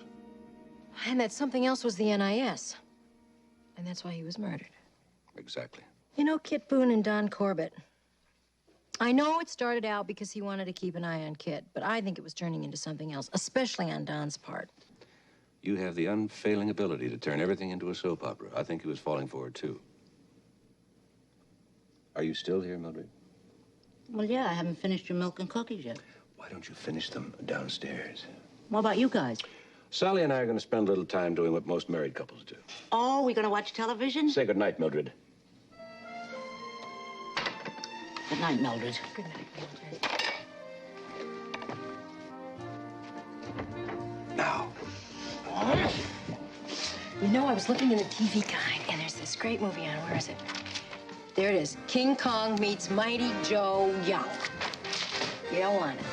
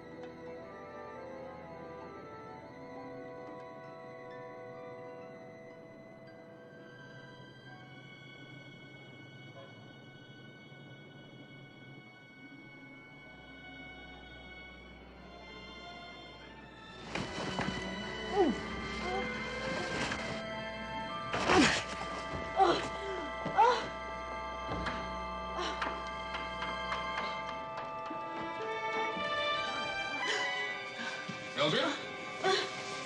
What's the matter? Wow, what is it?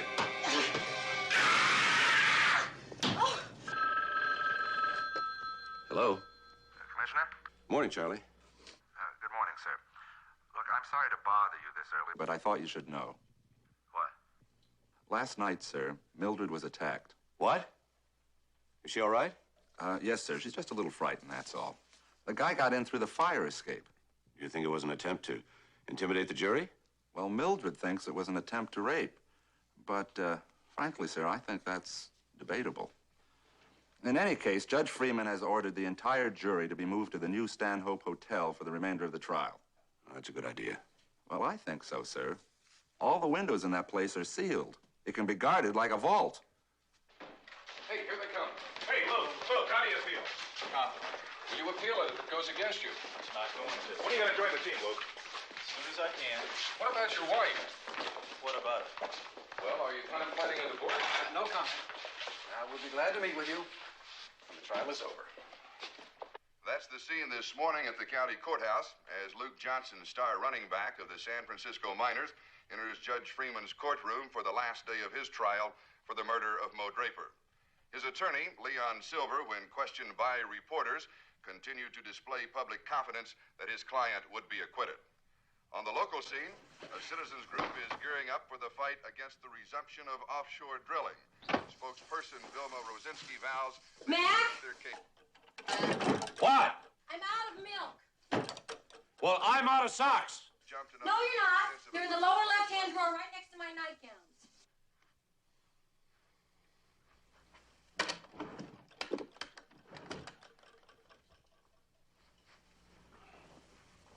And now for the news in sports, here's Janet. This coming Sunday's game between the Miners and the Bears looks like a mismatch if there ever was one. The Miners are having their troubles, and the Bears have fielded one of their strongest teams in a decade. If you're a Miners fan, better wait till next year. In NBA action last night, the Lakers edged the Warriors 110 to 107. Portland walloped the Bucks 120. Sally, nothing in this house has been right since Mildred left. Oh, she'll be back in a few days. A few days? She's been gone 3 weeks. Well, how would it look for the police commissioner's housekeeper not to serve on jury duty? And how do you think it looks when a police commissioner's shirt is missing a button? Look at this. Mildred sewed 2 buttons on this cuff and none on this. Well, she was kind of nervous before she left. She's never been on jury duty before. But while we're on the subject, what were my black socks doing with your nightgown? Oh, I put them there so I could find them. You know how my feet get cold when I'm pregnant? You're the only woman I've ever known who wears black socks to bed. I wish you'd stop comparing me to your other girlfriends. Especially when the toaster's busted again. Pull the plug. Oh, my eggs, Mac. Just when I wanted you to have a good breakfast. Hey, that's okay. I'm not hungry anymore. Oh, you are too. All right, I'm hungry. I'm just trying to be nice. I'll settle for a nice hot cup of No milk. black coffee.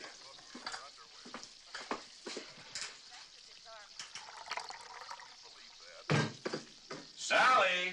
Don't yell. I'm a pregnant person. What's a pregnant person got to do with forgetting to plug in the coffee? We switch now to a live report from the county. Mildred! Where? Here. Standing by. Larry? Thanks, Tom. There is an unmistakable air of tension this morning as the jury members in the Luke Johnson murder trial file into Judge Freeman's courtroom for the 23rd day to hear final arguments before starting their deliberations. She doesn't look as if she's been raped. What? Now for the weather. Well, somebody broke into her room last night. You're kidding. Is she all right? Oh, yeah. She was able to scare him off. Uh-oh, 15 minutes late. Windy temperatures in the high 60s to low 70s with a low pressure system promising the definite possibility of rain in the Bay Area. And that's it. Have a good day. I'll see you tonight on the 6 o'clock news. Ladies and gentlemen, you have sat very patiently day after day listening to Mr. Silver trying to becloud the basic issue of this case. Now, he's continually raised the specter of reasonable doubt, stating that the case against his client is purely one of circumstantial evidence. All right, let's take a look at some simple, provable facts. A score of witnesses, 10 minutes before Mo Draper was brutally beaten and shot, heard Luke Johnson threaten Mr. Draper's life. Now, that's a fact. A few minutes after that, Mo Draper left the party they were attending and was followed outside by Luke Johnson, and that's a fact. Just 5 minutes after that, Mo Draper was found shot to death in the parking lot of the restaurant where the party was being held. That's a fact. Juror number 9. Second row. Dark hair, glasses. He's Now, a going to short give us time trouble, I after think. that, Luke Johnson was arrested at his home, where he was assaulting his wife in a dispute over her alleged affections for Mo Draper. You've heard testimony here that the bullets which killed Mo Draper came from a .22 caliber handgun. You also heard testimony establishing the fact that Luke Johnson owned a .22 caliber pistol. Those are facts, ladies and gentlemen. Plain and simple facts. But when Mr. Johnson was asked to produce the weapon, he could not do so. To this day, it has not been found. Now, Mr. Silver here would ask us to believe that somebody stole Luke Johnson's gun and murdered Mo Draper. But I suggest to you that Luke Johnson murdered Mo Draper and then disposed of the gun himself. Now, we have established beyond doubt motive, means, and method. Now, you, ladies and gentlemen, have a responsibility to yourselves, to your neighbors, to your community. Find Luke Johnson guilty of murder in the second degree. Thank you.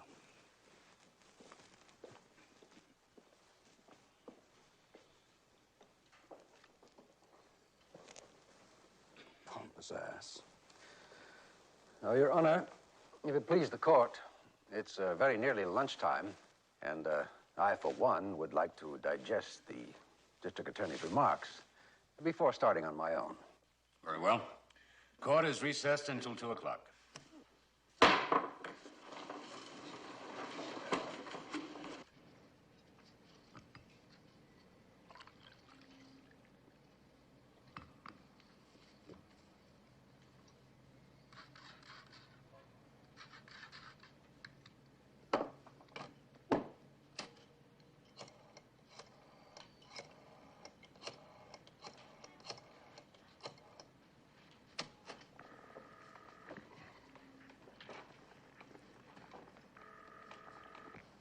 Hi, this is Sally McMillan. If you're an obscene phone caller, you're out of luck. Neither I nor what's-his-name is home right now. If you care to leave a message, however, wait for the little beep. It should be coming up momentarily. Sally, this is your favorite obscene phone caller. When you hear the little beep, I shall commence my heavy breathing. Beep. Calling the wife again, sir? Don't you ever knock? Sorry. But you did say you wanted to see the police report on the break into Mildred's room last night? Nothing was stolen, sir, so apparently it wasn't robbery. Did you get a look at him? No, sir. Now, the man started to smother her, and then he stopped suddenly, ran back out onto the fire escape. Sounds like a setup to me. An attempt to scare the jury and cause a mistrial. Mm-hmm. Well, their new quarters are break-in proof, sir. They're on the 7th floor, and there's no way in or out of any of the rooms without passing the guard stations. Good. Sir? Are you aware that you have on 2 different colored socks? Well, with Mildred on the jury for the last 3 weeks, I can take solace in the fact that I can find any socks at all. You know, sir, I solved that problem years ago. Oh? Well, I threw out my bureau and I replaced it with a filing cabinet. I don't think a filing cabinet would go with Sally's bedroom decor. Oh. Well, it may not be aesthetic, sir, but it's very efficient. You see, I file my socks under S, and my T-shirts under T, and my shorts under B, and my tie... B? Boxers, sir. Oh. Well, I find them infinitely preferable to the other type. It's all a matter of taste, sir. Well, if you have to sit all day, you know. Hello? Hi, Matt. Listen, I just got home from shopping and I turned on the dishwasher and it's busted again.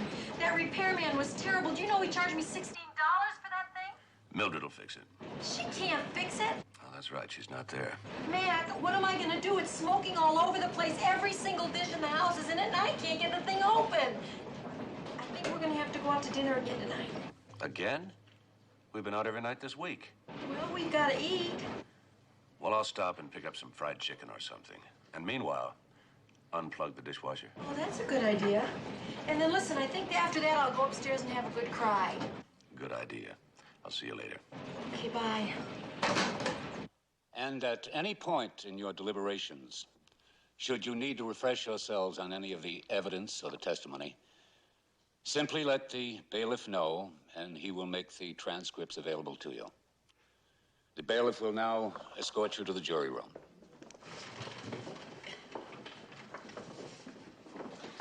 Ladies and gentlemen, and others, so a Milton Berle I'm not. However, We got to have a jury foreman, so I nominate myself. I second the nomination, Mr. Pearl. Thank you, Mildred. I'm honored. All those in favor? Aye. Aye. All those opposed? So be it. So let's debate. Mr. Pearl, I think before you begin, we might poll the members and see if there's anything to debate. You know, she's right. That's a fine idea, Miss Jerome. And since I'm foreman, I may as well go on record as being for acquittal. I don't think that the district attorney proved his case. Mrs. Farmer? Well, if you ask me, he's innocent of all charges. Mr. Davis? I gotta vote innocent, at least for now. Mrs. Potts? I just don't think that young man is a killer. That's all. Not guilty. Mr. Franks? I vote not guilty. Mrs. Burke? Not guilty. Mr. Lopez?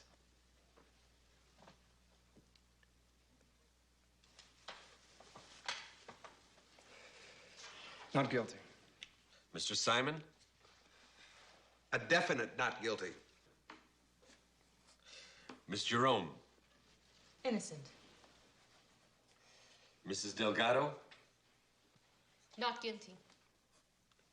I think we may be going home early. Mr. Ryan?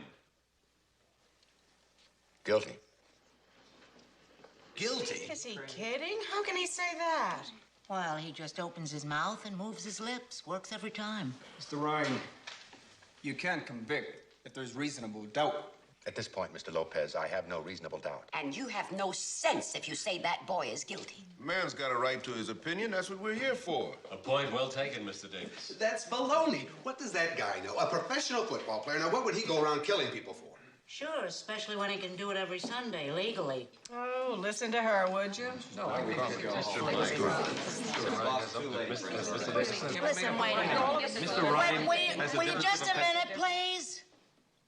Why don't we just all go back to the hotel, have a nice dinner, a good night's sleep, and tackle this thing fresh in the morning? It's the smartest thing I've heard so far. Do we have to? Well, we've been here 3 weeks already. Is another day gonna kill us? Me, it'll kill. But I guess you're right. Well, at least we agree on something.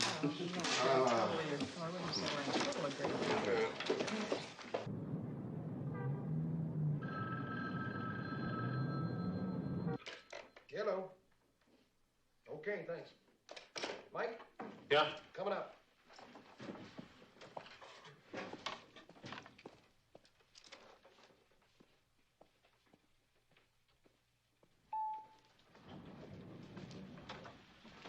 Hiya, folks. Michael, sign in. I'll take your dinner orders. The chef recommends steak or fish. Well, for Mr. Ryan, I recommend heartburn. For myself, I'll have fish. Okay. One good flounder deserves another.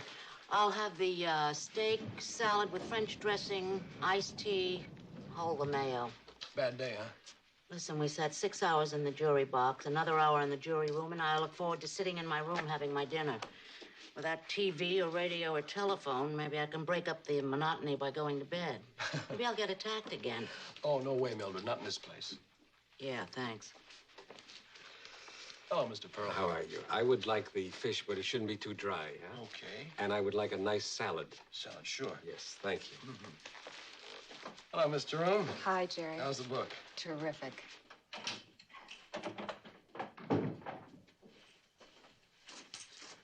Oh, hello, plastic room.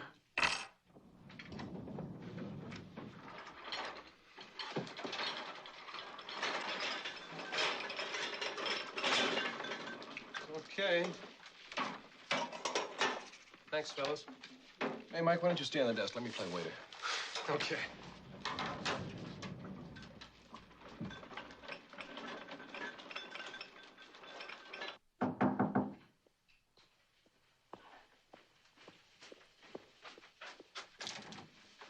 Hi. Oh, Mildred, you're a vision. Thanks. I love you, too. Put it on the desk over there, okay? Well, it's a hung jury. 7 of you went for the steak and 5 got fish. Oh, yeah? Well, listen, what do you say after dinner we play a couple of hands of strip pinochle? No, not tonight. Miss Jerome has a better offer. She wants me to play post office. Oh, yeah? Well, if you get tired licking stamps, let me know. Yeah, I will.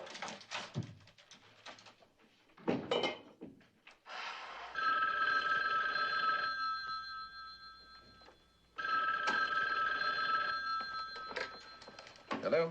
Yes, this is Virginia Ryan. Yes, ma'am. I'd like to talk to Tom Ryan, if I may. Is he awake? No, I think they're all asleep by now. It's rather important. His father has taken a turn for the worse, and his doctor's thinking of hospitalizing him. Gee, I'm sorry to hear that. I know Tom must be exhausted from the trial. No, that's all right. I'll wake him and tell him. I'd appreciate it. And if he's allowed, I'd like to talk to him. I'll tell him. Thank you so much. Good night, Mrs. Ryan.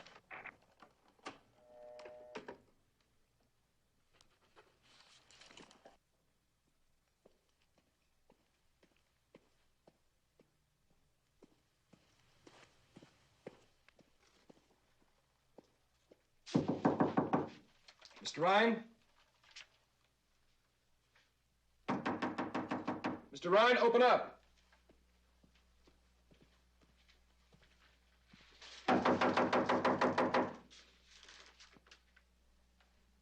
Try the door. Locked.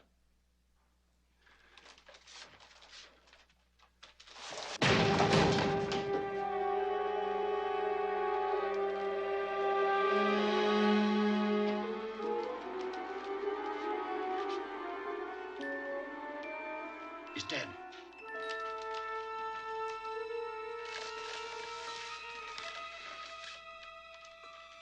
He's been shot. Call it in, will you? Move, man, move it!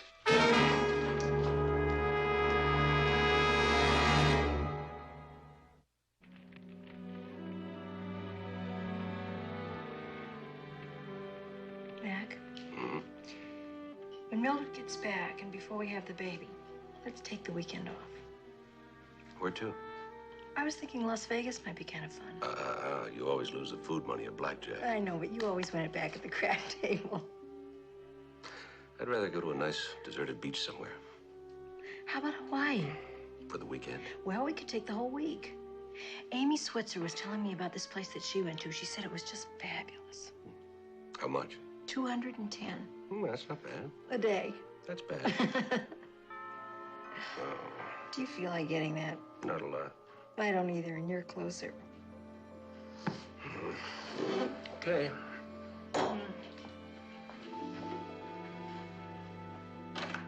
Good evening, sir. Charlie, do you know what time it is? 10:45. I'm sorry to bust in like this, but there's been a murder.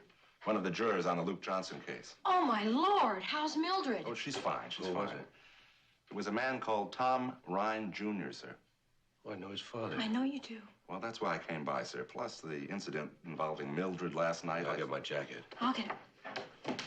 Don't forget your shoes, sir.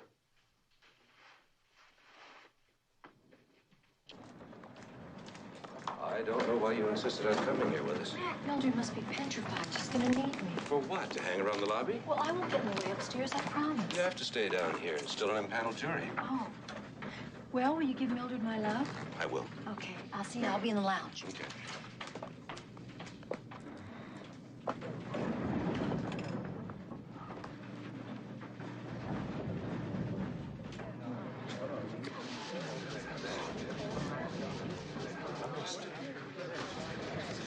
Oh, Commissioner, I'm glad to see you. Listen, he was such a nice young man. He was under lock and key here. Now, last night I could understand a word you're saying. I said last night I can understand, but in this hotel it just couldn't happen. Well, it did. Well, you've got to solve it. Everybody's scared out of their wits. They feel if it can happen to one, it can happen to All anybody. right, let me get in there and find out the details. It's room 720. Oh, yeah.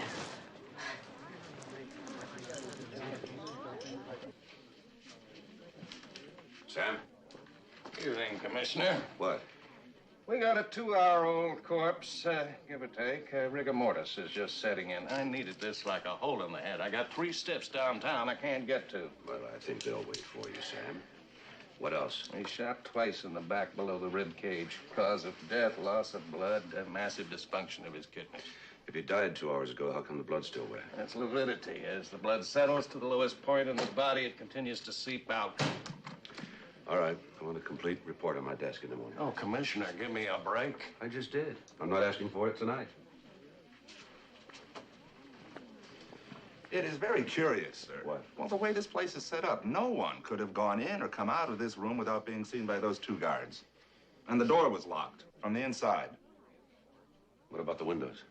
2 sealed panes of glass. There's not a window in this entire hotel that opens. The room has been searched, hasn't it? Yes, sir. It's been searched. The closets, the john. There's no sign of a weapon anywhere. You did talk to the guards? Yeah, I got their statements a couple of minutes ago. I have a couple of questions I'd like to ask them. Officer, can I see you for a moment? Which one of you found the body? Well, actually, sir, we both found him. I broke the door in, and Mike here phoned the police. What were you doing in his room in the first place? A phone call came in at 10:30, and when I took the message in, we found him. It was a call from Mr. Ryan's stepmother. Could I hear the tape? Yeah, sure. The calls are automatically recorded when they come in, and then I transfer them into the book according to what time they came and who called. Hello. Yes, this is Virginia Ryan. Yes, ma'am. I'd like to talk to Tom Ryan, if I may. Is he awake? No, I think they're all asleep by now. Well, it's rather important. His father has taken a turn for the worse, and his doctor's thinking of hospitalizing him. Gee, I'm sorry to hear that. I know Tom must be exhausted from the trial. No, that's all right. I'll wake him and tell him. I'd appreciate it. And if he's allowed, I'd like to talk to him. I'll tell him. Thank you so much. Good night, Mrs. Ryan. As you know, Commissioner, we record all calls coming in so as to avoid any possibility of pressure or threats to the jury members. Well, it didn't work very well, did it?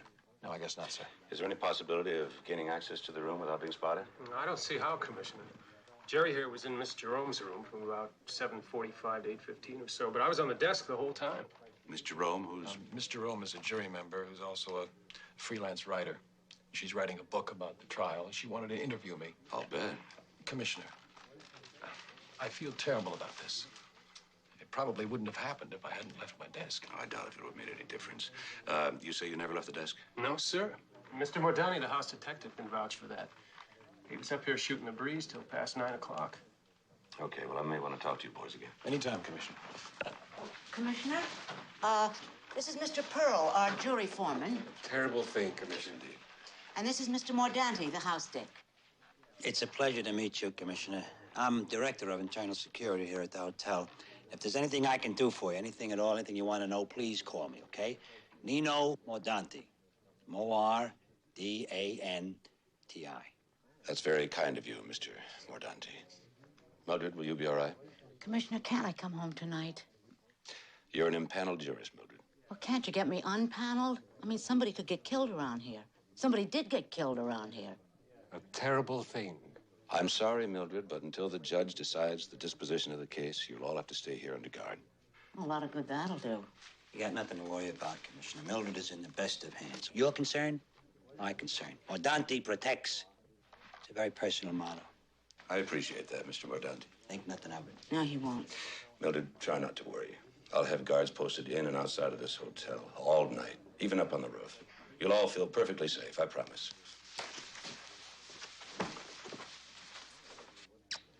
Thank you. You know that if you were 14 inches taller, I could go for you? Yeah, and if a frog had wings, he wouldn't bump his keister when he jumped off a log. Yeah. Well, good night, Mildred. Mr. Pearl, Mr. Mordanti. Commissioner. I know. A terrible thing. Terrible. Commissioner. Commissioner, you were right. I've just been talking to some of the other jurors, and I think we have found a motive for murder. What's that? Well, according to them, the first vote that was taken in the jury room, Mr. Ryan was the only person who voted guilty. Well, if that's a motive, then either the jury room was bugged by somebody on the outside, or one of the jurists killed Tom Ryan. Well, I'll have that jury room checked for a bug tonight, sir. Thank you.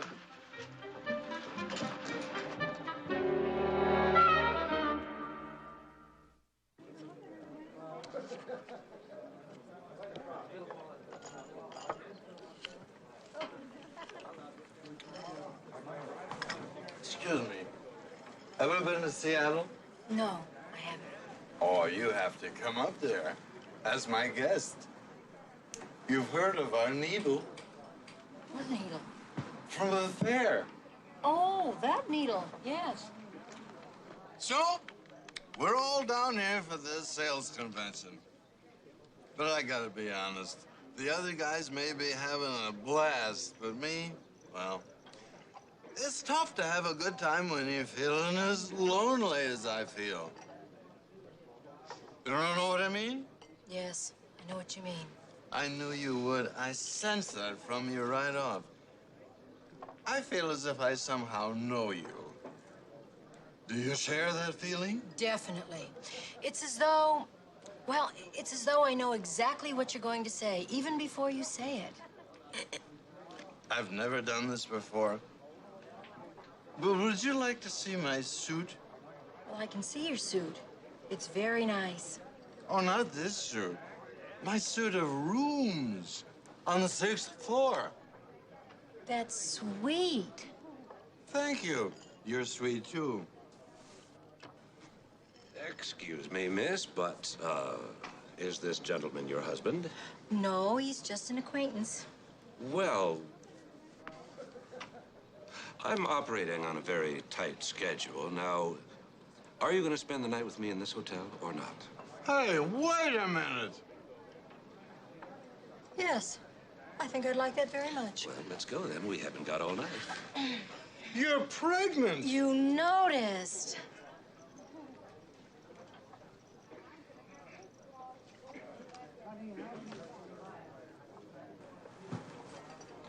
Oh, Commissioner, I'm glad I caught up with you. Well, I came in your car, and my car's back in your place, so could you give me a lift? We're just leaving. Hey, Mac, He knows your name. I just wanted to tell you, you got a lot of nerve taking advantage of a lady in that condition. Well, actually, I'm the lady's brother. Oh, yeah, sure. And I'm Bernini Mussolino.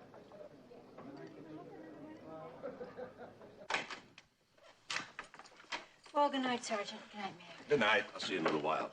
We're going to have a little snack. Come on, Charlie. Okay.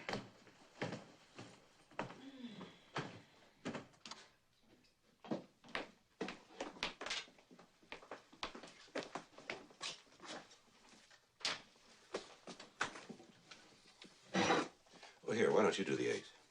I'll do the onions. I hope, Commissioner, that this isn't too much trouble for you. Not at all.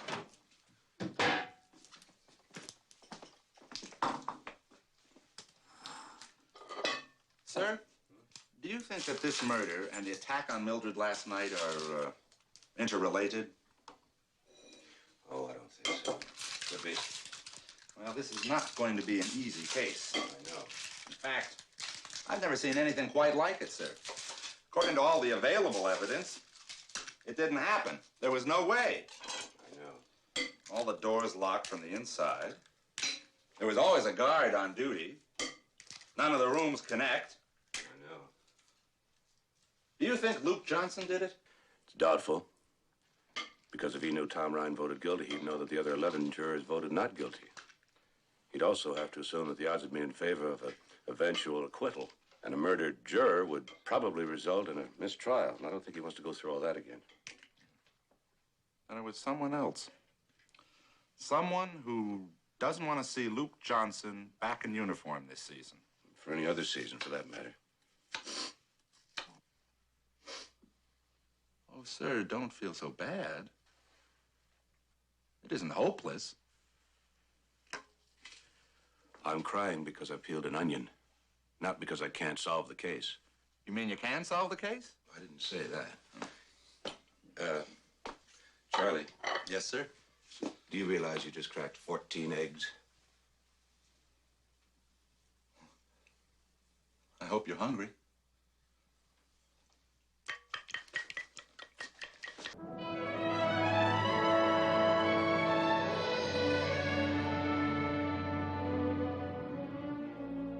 After carefully weighing the alternatives, I feel there is no choice but to declare a mistrial.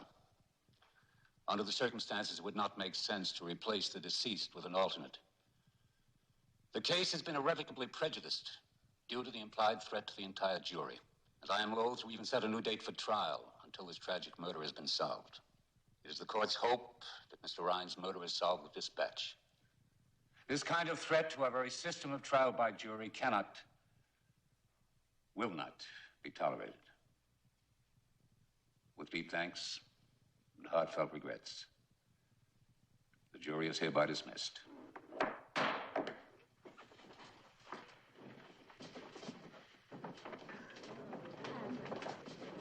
Of course I'm upset by last night's murder. What are you going to do now? Are you kidding? What can I do? Whatever happens, there's no way I'll be able to play out the rest of the season. Will you appeal to the commissioner of football? The commissioner's office has made it quite clear that under no circumstances will Luke's suspension be lifted until this entire matter has been resolved.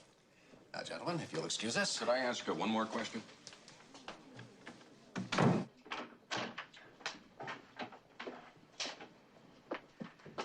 I appreciate this impromptu meeting, Stewart. How have you been? Can't complain, Leon. What can I do for you? Luke? Commissioner, I don't know if you've been following my case. I'm familiar with it, of course. Well, I didn't kill Mo Draper. Well, that's up to the jury to decide. I know that. But the way it looks now, unless this new murder is solved, and fast, I'm finished in the pros. You were suspended, not banned. Well, Luke's lost a half season already. Stewart, he could wind up losing a whole year. A running back, if he's lucky, has maybe 5 or 6 years before some faster, stronger, tougher kid comes along and bumps you out of a job. I've never begged for anything in my life before, but I'm begging you now. Please catch this guy, fast. According to your statement last night, you were home all evening. That's right. But you can't prove it. No, sir, I can't.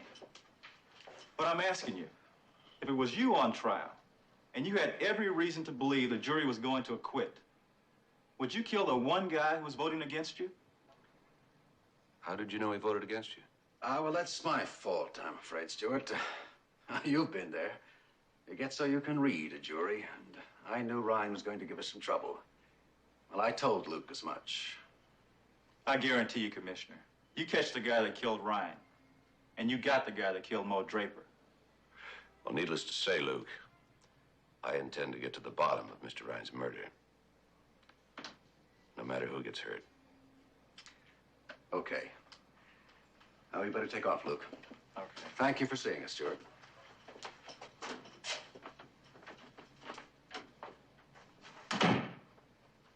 What do you think, Commissioner? I think Leon Silver's one hell of a good attorney. He wants me on their side, so he took the direct route. Well, they sold me. I don't think Luke Johnson is guilty of murder. Which one? Neither one. Lord, we commend unto thy hands the soul of thy faithful servant, Thomas Ryan, Jr. And we pray you will bless him and bestow upon him thy everlasting bounty. Amen.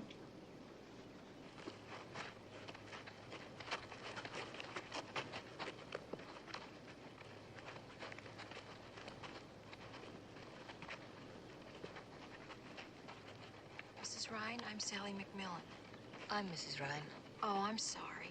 That's quite all right. You must be Stuart McMillan. I wish we were meeting under less tragic circumstances, Mrs. Ryan. Thomas?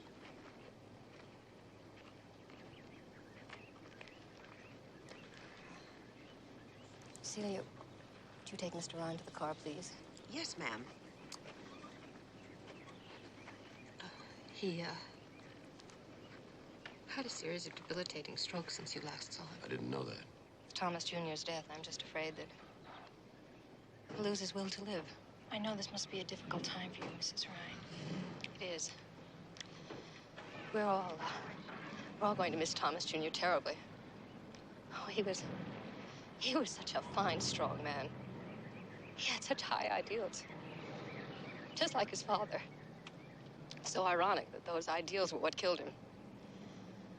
We tried to talk him out of going on jury duty. It certainly would have been easy enough to arrange. He said no. He felt he had a responsibility to go through with it. Sometimes it seems to me the whole world must be going crazy. Oh, I'm sorry. Oh.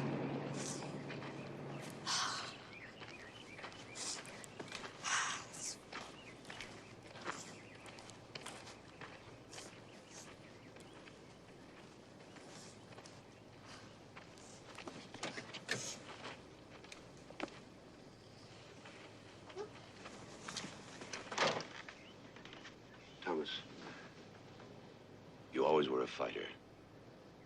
Don't let this beat you. Be strong. Mac, I don't know how much longer I have. Find my son's killer before I die. I want justice. I'll do my best, Thomas. I promise.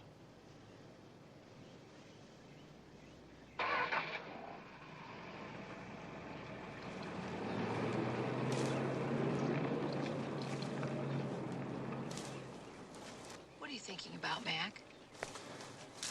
Last time I saw Tom Ryan Sr. He was a big man then, full of energy.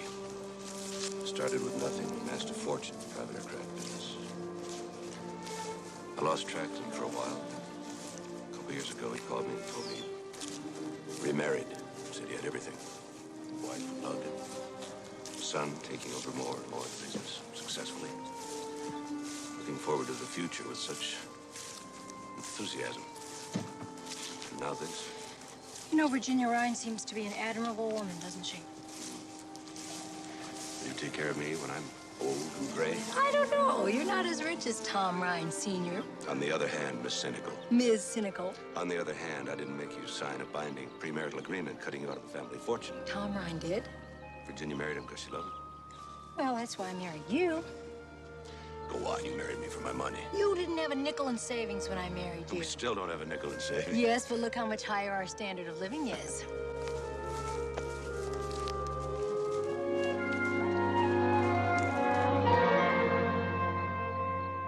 This thing was jammed with breadcrumbs. Ought to work now. What about the dishwasher? Well, the starter button's busted on that. I'll go to work on that tomorrow. Mildred, you're fantastic. I'd like to think so. Evening, ladies. Hi, Commissioner.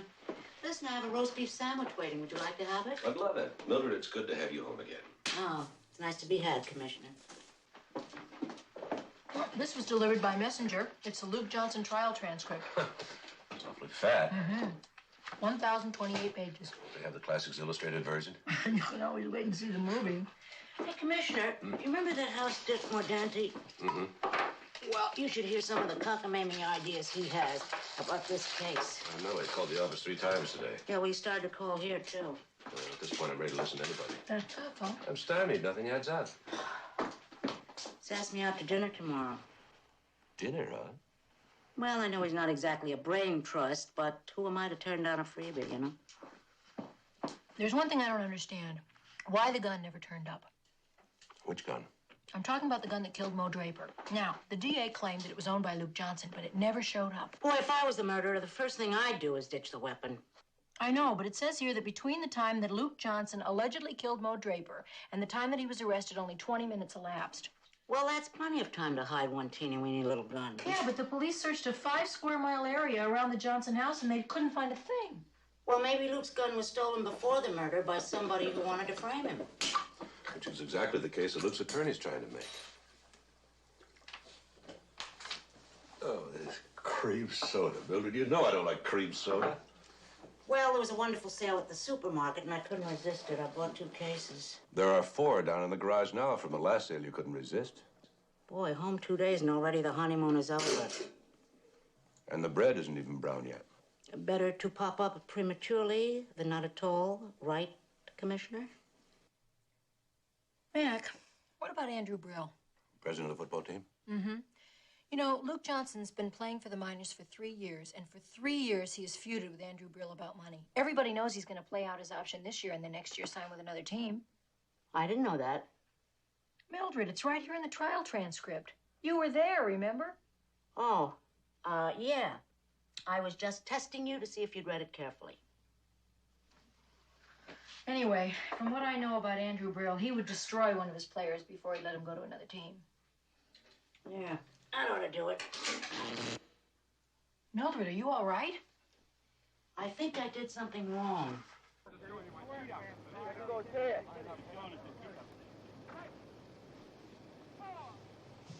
Thanks.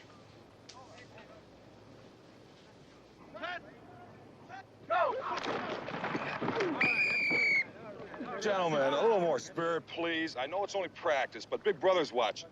Football players are a subhuman species, Commissioner. Big, dumb, money-hungry, and violent. And now for the bad news. It's like running a zoo. You have to keep them on a short leash and let them know who's boss. Otherwise, they'll bite your arm off at the elbow. As far as I'm concerned, they're meat. Well, if that's so, Mr. Brill, you've got a lot of filet mignon down there. Sally, may I call you Sally? Please. You're delightful. Commissioner, I may not care for football players, but I have an abiding love and respect for women. If you dislike the players so much, why do you stay in the business? Because I love the money and the power. Not to mention the notoriety. Oh, that too. I've been accused of being arbitrary, tyrannical, cheapest man with a buck in pro football. I feuded with everyone at one time or another. Well, you must have done something right. The directors would have ousted you long ago. That gutless bunch are the least of my problems. I own 40% of the stock in the miners. The rest of them own 60, but they've never been able to stop fighting among themselves long enough to get rid of me. Well, before they do, you'll have to invite us over to watch a game from your box. It's the most perfect view in the stadium. You're welcome. Any and every Sunday, Sally, with or without your husband. I'm going down to the field. I'd like to talk to one of your running backs, Carter Lewis. Do you mind? Oh. Only if you leave your wife with me as a captive. Who is captive of whom remains to be seen. Mr. Brill. Call me Andy. Andy. I have been following football from grade school through high school and college. I've been a fan of the Miners for I don't know how many years, and I know the stats on every single player down there on the field. That's more than I can say for the coaching staff.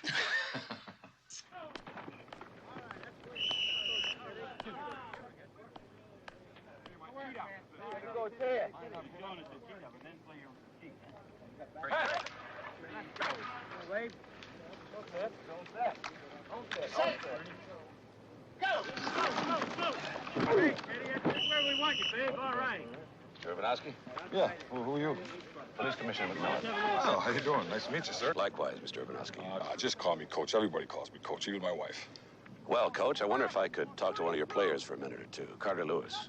Sure thing. Hey, Lewis, come here a minute. You ever play football, Commissioner? Oh, saw him in college. Tight end, right? How'd you guess? Well, you're really not big enough for defense, but it looks like you got good speed. Had speed. Ain't it the truth? Carter, this is Commissioner of Police McMillan. He wants to talk to you. Nice meeting you. Thank you. What's a big shot dude like you want to talk to me for? It's about Luke Johnson. Oh, yeah. I need some information.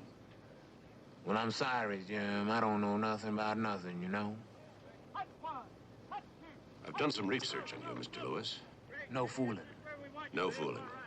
Phi Beta Kappa at North Carolina. Master's degree in speech therapy. Save your act for Howard Cosell. It's just that I'm tired of being bugged with questions about Luke Johnson. You know, I just want to be left alone. I've got 2 murders on my hands, Mr. Lewis. It's not my job to leave people alone. Yeah, well, I've got my hands full trying to hold on to my job. You were second string until Luke Johnson was suspended, is that right? So what? Well, if you were acquitted, you'd lose that job suddenly that you're trying so hard to hang on to. Man, you are really something. I already know where you were when Mo Draper was murdered. Can you verify your whereabouts when Tom Ryan was murdered? Well, I'm in training. I went home early and I went to bed. No, I can't prove it. Besides, I don't have to. As far as I'm concerned, I am the starting back for the San Francisco Miners. And if Luke Johnson were to come back tomorrow, he would have to win the position from me. And you know, I just like that fine. Because I think the guy is overrated. And I'd like nothing better than a chance to prove it. Well, it's academic at this point anyway, isn't it? As long as Luke Johnson's a suspect, you don't have anything to worry about. I don't have anything to worry about anyway. Everybody knows he was going to play out his option and quit the team this season. Look, I've got work to do, man.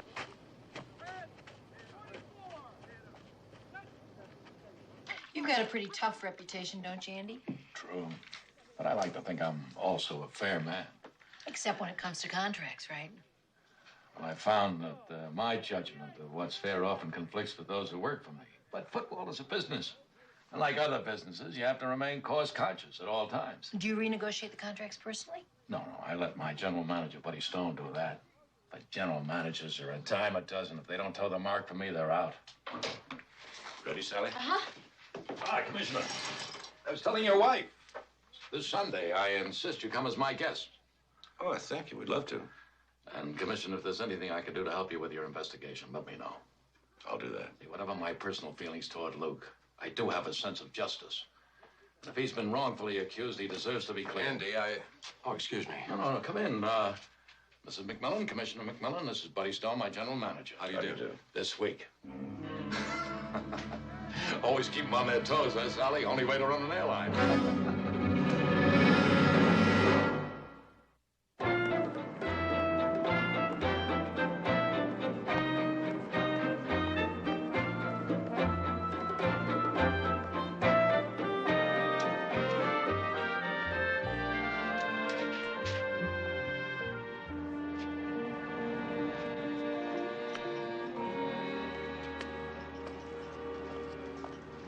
Hi.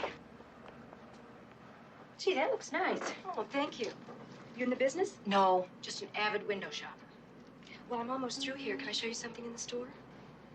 Are you Lena Johnson? Yeah. To be very honest with you, I just wanted to ask you a few questions. I should have known. Reporter. No, I'm not. My name is Sally McMillan. My husband's Stuart McMillan. He's the commissioner of police. Well, Mrs. McMillan, I don't mean to be rude, but I have nothing to say to you. I don't believe that Luke killed Mo Draper. I know that if we can solve the murder of that juror the other night, that maybe we can prove it. We? Well, I take an active interest in my husband's work. My husband thought I took too much interest in his. Can you think of anyone that would go so far as to kill a juror in order to keep Luke from playing out this season with the team? There's only one man I know crazy enough to go that far. Andrew Brill. How did I know that you were going to say that? He and Luke have feuded over money ever since Luke was drafted by the minors. He even refused to renegotiate Luke's contract.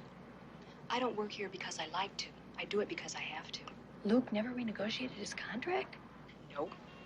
And when Luke told Brill that he was going to play out his option and quit the team, Brill threatened to ruin Luke. Oh, we didn't think anything about it, though, because we knew Luke could go to any team he wanted to. Well, naturally. Then Mo was killed, and, well, you know the rest. Have you talked to your husband since the trial began? No. I think he still believes I was having an affair with Mo. No, I wasn't. But Luke always thought I was having an affair with someone. When he was on the road, he'd call me, and if I wasn't home, he'd go crazy. But if I was home, he'd accuse me of having someone there. Damned if I did, and damned if I didn't. Even if this thing with Mo hadn't happened, I don't think we could have stayed together. Lena, I appreciate your having talked to me. I know everything's going to work out. I hope so, Mrs. Bye-bye.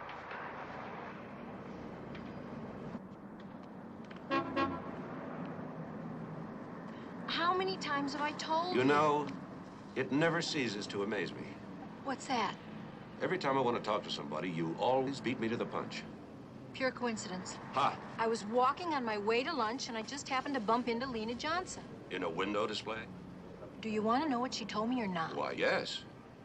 She and Luke are absolutely broke. Paying Leon Silver's attorney fees would break a lot of people. Before that, Andrew Brill flatly refuses to renegotiate Luke's contract. That's why Lena's had to keep working to make ends meet. Either Leon Silver has taken Luke on as a charity case, or somebody else is footing that bill. From what I know of Leon Silver, he wouldn't pay a jaywalking ticket for his mother. So much for charity. Boy, am I hungry. Do you want to have some lunch? Yeah, I know a neat hot dog place right down the road. I have told you so many times that stuff is terrible for you. Let's go to Clean Mind, Clean Body. A gymnasium to eat? It's a health food restaurant. It's terrific. Yup. What are you doing after lunch? I'm going shopping. Sally? I really am. Before talking with Leon Silver or after? You're amazing. You read my mind. 2 veggie burgers, a side of slaw, and ice-cold carrot juice. Mind boggles. I don't know why you were... I don't know how you can keep drinking carrot juice. I mean... Hey, mister, watch your step, huh? Hey, wait a minute. Do you mind if I ask you a question? Hey, Joey, you mind if he asks me a question? No, go ahead. How do you install one of these windows? Is it difficult? Not if you know what you're doing, no. Put the window in the frame using his suction gizmo. Seal it up around the edges, pull the gizmo. And, you remove the window the same way? Yeah, sure. Uh-huh. I see. Well, thank you very much. Anytime.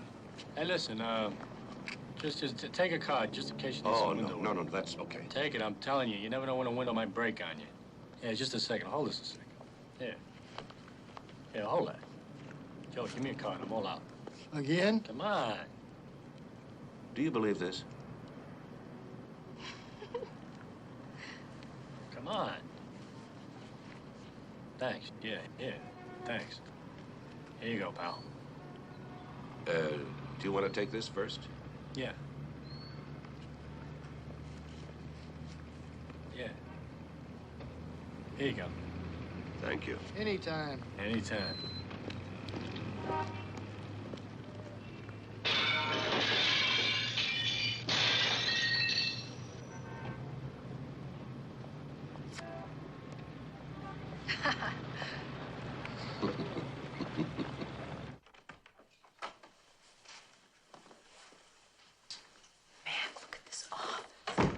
This is only the outer office.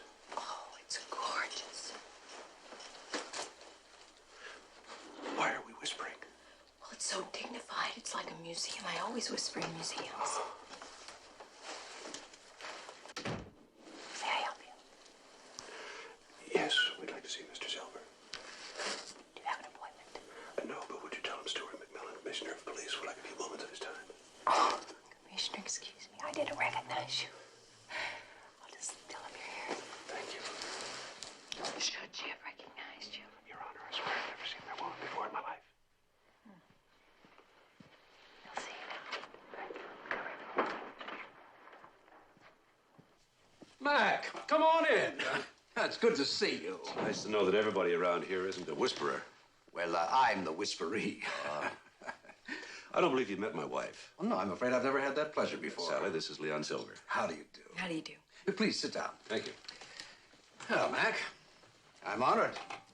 I think in all the years we've known each other, this is the first time I've ever had the pleasure of a visit from you. That's right. What do you think? Very nice. I think it's one of the most beautiful offices I've ever seen. Why, thank you. Please feel free to look around. I think it will. I am rather proud of it. It's taken me years to get it just right. Oh, I've just had lunch. Can I order you some? No, thank you. We've eaten. Well, is this a purely social visit, Stuart? No. I thought as much. What can I do for you? Who's paying you for Luke Johnson's legal fees? Well, you might say that I'm representing Mr. Johnson out of a love for the game of football. I might, but I won't. Well, I don't suppose there's any reason for secrecy about it. A good part of the tab is being paid by Buddy Stone, the general manager of the team. And the rest is in the form of an IOU signed by Luke Johnson. Isn't Stone's generosity a bit excessive? I mean, what was Luke's announcement of quitting the team? Well, I've known Buddy Stone for years, ever since his playing days with the Bears. And he's the only friend the players have. At best, Andrew Brill's attitude can be described as contemptible. Why does he stay with Brill? That's a good question. I've advised Buddy to quit many times, but he's concerned with the players' welfare, both on the field and off. And I might add that without him, there'd be mutiny on the team. You said that Luke signed an IOU. Yes, that's right. Payable when he's exonerated. You must mean if he's exonerated. Oh, he will be, my dear. He will be. I haven't lost a case in years.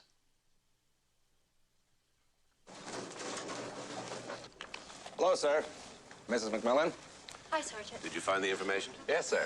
The windows of this hotel are washed on a continuous basis, and they have a permanent electrical scaffolding up on the roof. Is that how Tom Ryan was killed? I don't know, but it's worth looking into. You ever ridden up on a scaffolding? No, sir. Well, there's always the first time. Did you bring your dusting kit? Yes, sir. One of the lab men lent it to me. Good. Then let's go up on the roof. I'm getting kind of hungry. I think I'll wait for you guys in the coffee shop. You just had lunch. What can I tell you? See you later. I wish I could eat like that. Commissioner. Commissioner, I've been calling you for days. No kidding. Yes, no, I'm not kidding. I keep getting your secretary, your Mildred. Well, the office has been pretty hectic. Yeah, that's all right. I know how busy you must be, except that I Well, I think I've cracked your case for you. You have? Yes, I have. Uh-huh. Well, why don't you ride up to the roof with us and you can tell us about it? All right.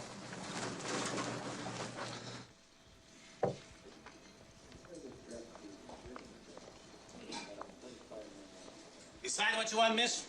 Yep. Swiss cheese, lettuce, and tomato, rye down, and hold the mayo. I got you. Hey, can you remember the night of the murder? Does a duck have feathers? I was on the night shift. I am the guy that prepared all those dinners for the jurors. I tell you, it was a miserable night all around. Yeah, Chester died that night. What a shame. Who was Chester? My dog, a terrier. Oh, gee, I'm sorry. Well, what can you do? He was an old guy. He led a good life. He had his own bed. A girlfriend next door had died soon. I should be so lucky. You must have loved him very much. Yeah. How'd he die? The vet said poison. He probably got into the neighbor's gopher traps. You know what you've got to do? Go right down to the pound and get yourself another little puppy. I've been thinking about it, but I don't know. You just don't replace a loved one in a minute. You know what I mean? It's really quite obvious once you break the case down into its componencies. Componencies? Right. Now follow this, Commissioner. Someone in the kitchen, right? Okay. Okay, now this alleged someone hides a gun on one of the dinner carts, and it's sent up to the 9th floor along with the rest of the jurors' dinner orders. In the meantime, the maid has been hiding in Tom Ryan's room all day. Are you with me? Avidly. All right. Now, the dinner tray is delivered to the victim's room.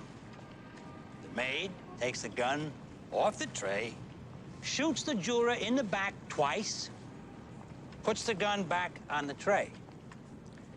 The tray is removed, sent back to the kitchen, where an accomplice gets rid of the gun. You find out who was the maid that day, and you've got yourself a killer. What do you think? Mr. Mordanti, I can see where you've given this case a lot of thought. Well, Commissioner, after all, this is my hotel. I therefore feel, you know, a special responsibility to help you solve this caper, you know. I appreciate your concern, Mr. Mordanti, and frankly, I had considered your solution, but I rejected it. Why? Why? Well, if it had been the maid, one of the guards would have noticed her leaving the room at some point after the murder. But I like the way your mind works, Mr. Mordanti. Keep it up. I will, Commissioner, and we'll catch the culprit. You bet we will. Listen, why are you up here? I'm gonna check a window for fingerprints. From the outside? Someone might have removed the window, fired the shots, then replaced it. It's brilliant. Why, thank you. And now, if you'll excuse us. Yeah, sure, Commissioner. I'll stay here and I'll keep an eye out for you.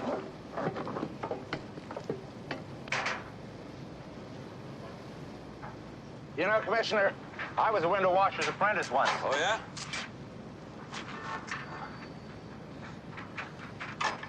What's the matter? I thought you said you were a window washer's apprentice once. Just once, sir. I can't stand the height. Well, if it makes you dizzy, don't look down. Yes, sir. You ready? Ready.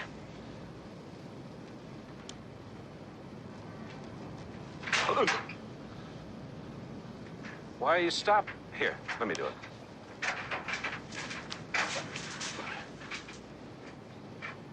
Are you ready?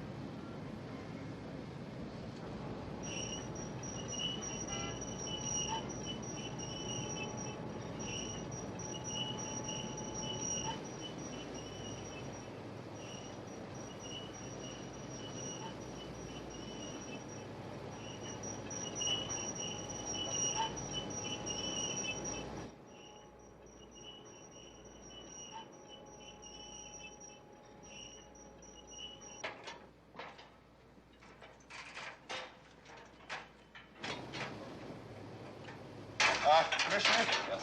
There's an open suitcase on the bed there. So what? Well, I feel like a voyeur, sir. I mean, What if someone were to come into the room, sir, and Just see us out concentrate here? on the window and forget what's inside. Yes, sir.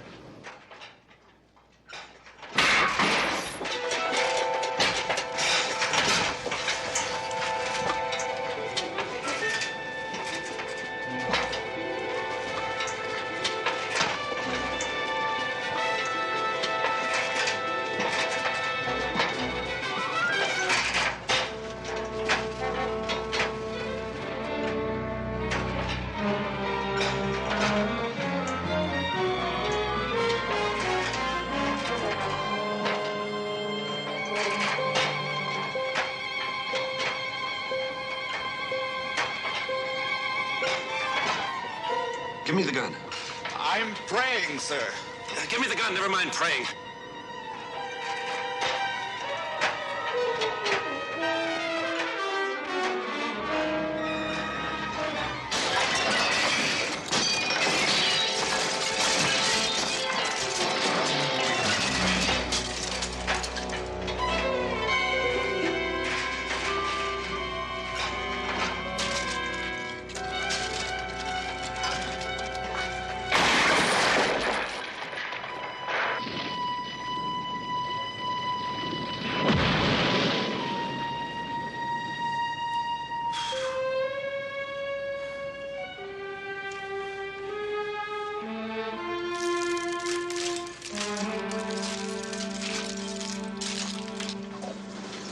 Commissioner, I have never prayed so hard for anything in my life. You should reaffirm your faith.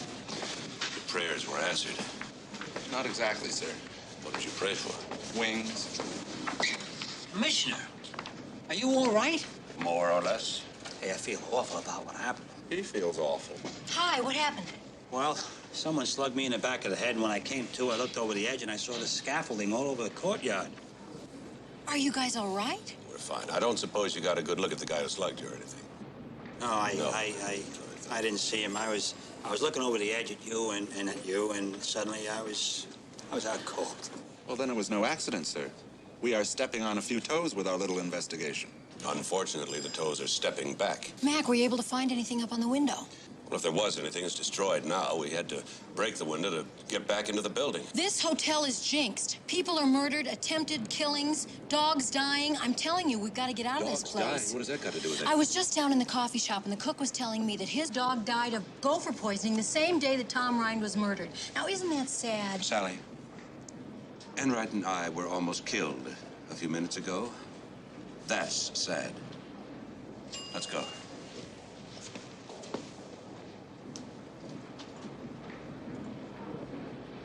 What kind of a dog was it?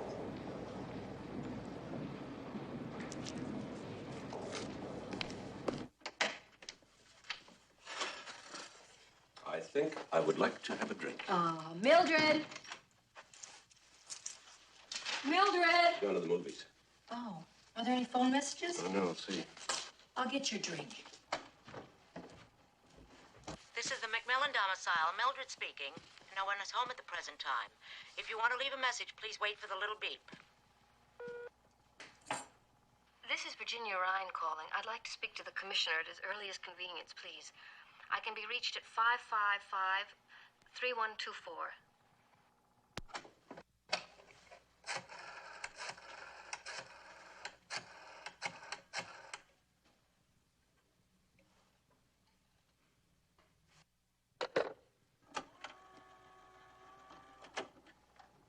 This is Virginia Ryan calling. I'd like to speak to the...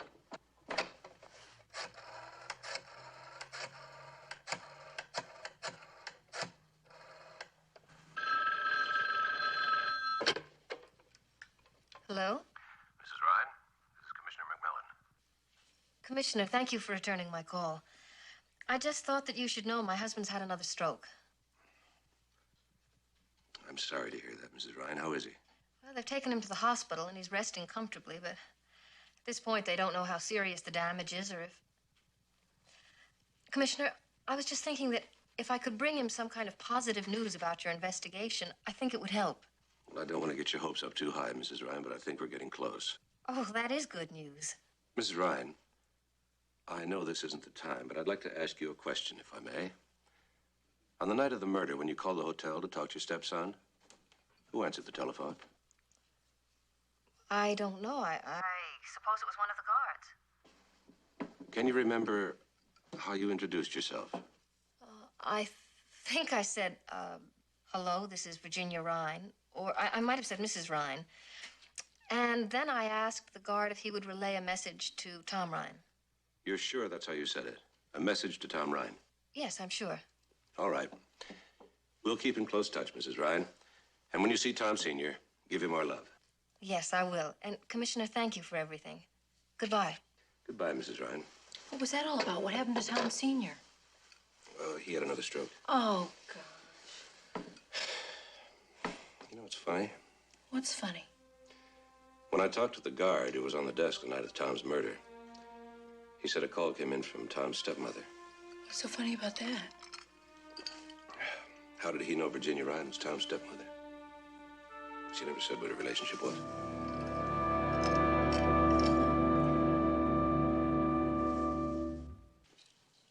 Well, I remember taking the jurors' dinner orders and then phoning it down to the kitchen.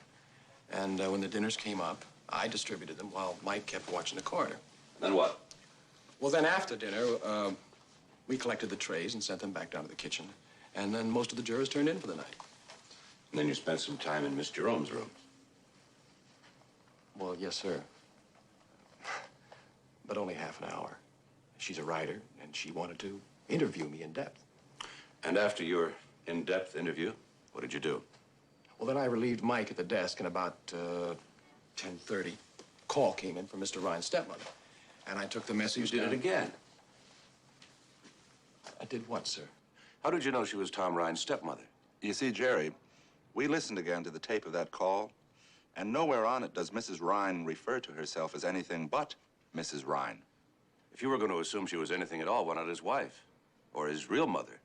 Why his stepmother? Well, as you know, Commissioner, during a long trial, the jurors are kept pretty much from any outside contact.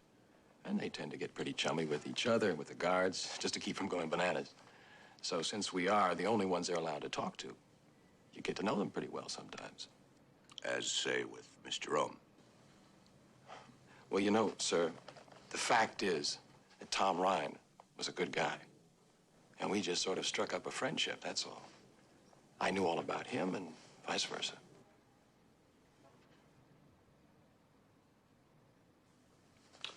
Okay, Jerry, you can go. Thanks for coming in. You bet. Well, sir? Put a tail on him. Yes, sir. Anything else? Mm-hmm. I want Tom Rhine's body exhumed. What for? So the coroner can do an autopsy. But he's already done one. Well, he's going to do another one and keep on doing it until he gets it right.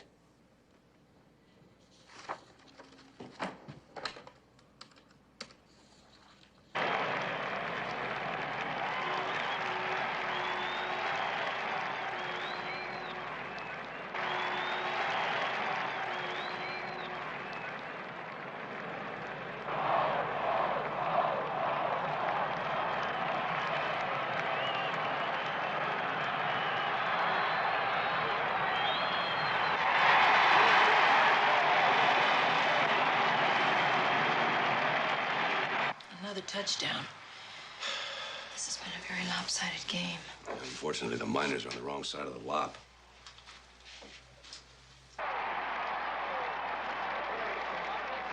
I'm going down to the locker room and shake a few of those clods up.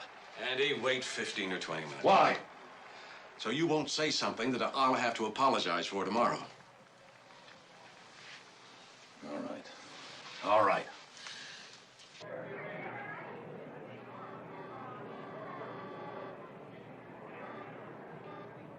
Commissioner, I won't be too long. Why don't you and Sally wait for me and we'll go out for dinner together? Fine. On us. Thank you. Buddy, entertain my guests for a while. What a disaster. Well, every team has an off game. We're having an off season. Dead last in the standings and no relief in sight. Well, there's a silver lining. The team with the worst one-loss record gets the first draft pick. That's true. With some of the best college prospects in years graduating, we have a shot at picking up some terrific talent next year. There you go. Are you going to go for a running back to replace Luke? No, he'll be back next season. And I think we're going to surprise a lot of people. How can you be so sure he'll be back? Because I have to believe the case against him is too weak. Now, the way I read it, there's at least a reasonable doubt. And that's all it takes for acquittal. He said he was going to sign with another team. Well, I suppose I don't have to keep secret the fact that Luke has signed a long-term pact with our team. Now, I think that next year, with all of our troubles behind us, we could go all the way.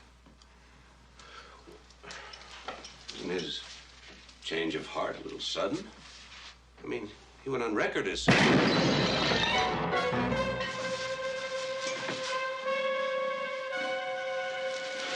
Everybody stay in here.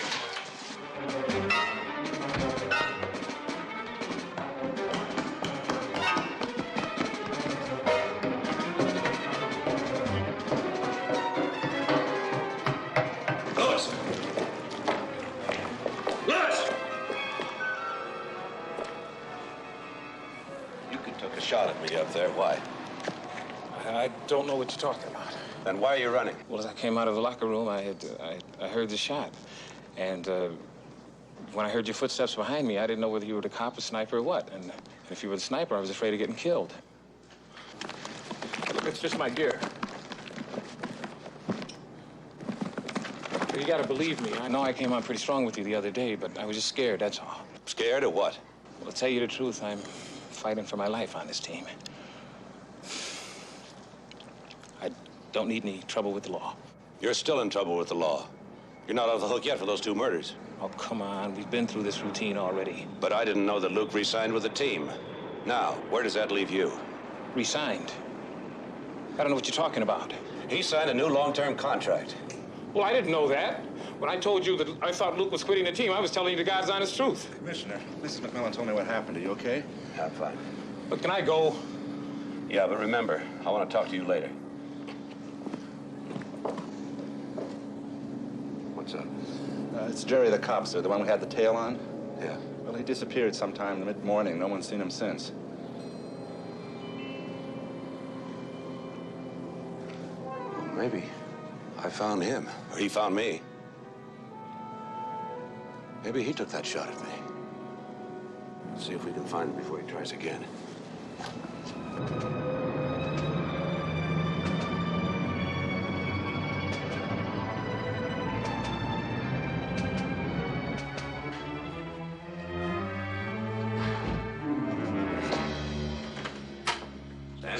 Well, Commissioner, when you're right, you're right. We blew it with this one. Nobody's perfect, Sam. I am, Commissioner. Usually. Usually perfect? It's like saying slightly pregnant. What did you find? Well, as you suspected, this guy was poisoned. We didn't find it. You didn't find it because you didn't look for it. A man has got 2 bullet holes in his back. It doesn't occur to us to look for poison. How many times do you need to kill a guy? What kind of poison? Of all things, Amanita muscaria. I flunked Latin in high school. Oh, so did I. It's poison mushroom. Extremely toxic, even in minute amounts. Always fatal. Slow or fast acting? Oh, slow. He could have ingested it and gone to bed and died in his sleep. See, this particular poison, it's practically undetectable unless you run very specific tests on it. And as I said, you know, with the 2 bullet wounds in his back... His dinner was poisoned. Must have been. How'd you tumble to it? Scientific deduction, Sam. My wife was talking to a short-order cook in the hotel whose dog was poisoned the same night he was. You think the killer was the cook? No, I figured he fed his dog food scraps from the hotel every night, and the poison that killed the dog was probably the poison that killed Tom Ryan. Excuse me. Yeah. Just a minute. Commissioner, for you. Thank you. Hello? Yeah, Charlie. He what? Oh, terrific. All right, I'm on my way. Anyway, Commissioner, if you find the guy who served Tom Ryan his dinner, you found yourself the killer. Not necessarily. The guy that served Tom Ryan his dinner is in County General. They found him an hour ago in his apartment, shot 3 times in the chest. Is he gonna pull through? Chances are dim to none. Well, I hope he makes it. Boy, so do I. Because I am so loaded with bodies now, I can't see straight.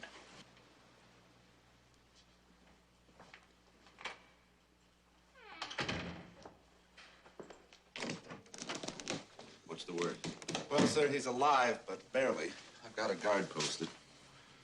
All right, issue a release to the press in my name saying that we believe we found the man who killed Tom Ryan and that he's been operated on for the removal of several bullets. He's expected to live and provide us with a full statement. Well, what happens when he doesn't? Well, by that time, I believe I'll have my man. Get a search warrant for this address and then pick me up at Burton Roner's yacht in the marina. Yes, sir. Who's Burton Roner? One of the board of directors.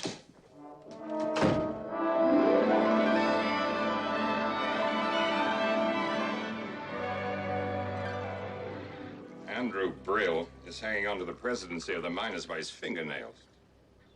According to him, your board of directors hasn't been able to get rid of him. True. He got us all going at each other's throats. Before you knew it, any unity there was went down the drain. And now? Well, there'd been tremendous sentiment on the board to get him out. And when Luke announced his decision to quit, that really nailed it down. If Luke had been acquitted, Brill would have been out on his own can, since the contract Luke finally signed was conditional on Brill's removal. Of course, now that Luke's future is very much in doubt again, the boards are beginning to waffle. In other words, if Luke goes back with the team, Brill is through. Basically, that's it. Aber jetzt ist niemand zu Hause. Do you speak English? Nein, sprechen Sie Deutsch? No zu Hause. Entschuldigen Sie mir bitte die Störung, meine Dame. Kann ich die Haussuchungsbefehles haben? May I have the search warrant, sir? Aufgrund dieses Haussuchungsbefehles dürfen wir dieses Haus durchsuchen. In Ordnung, wenn Sie müssen. Danke. Bitte.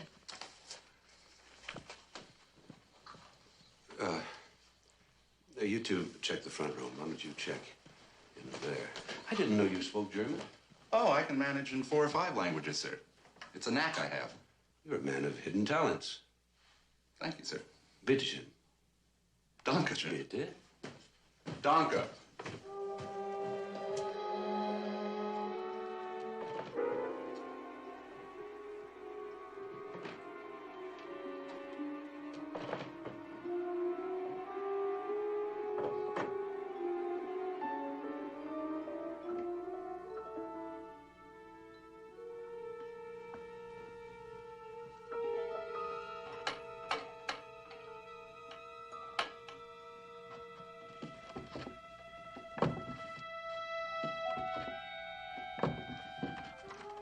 And right. And, oh. What'd you find, sir? I think you could open that. Oh, it's a piece of cake, sir. Stand back.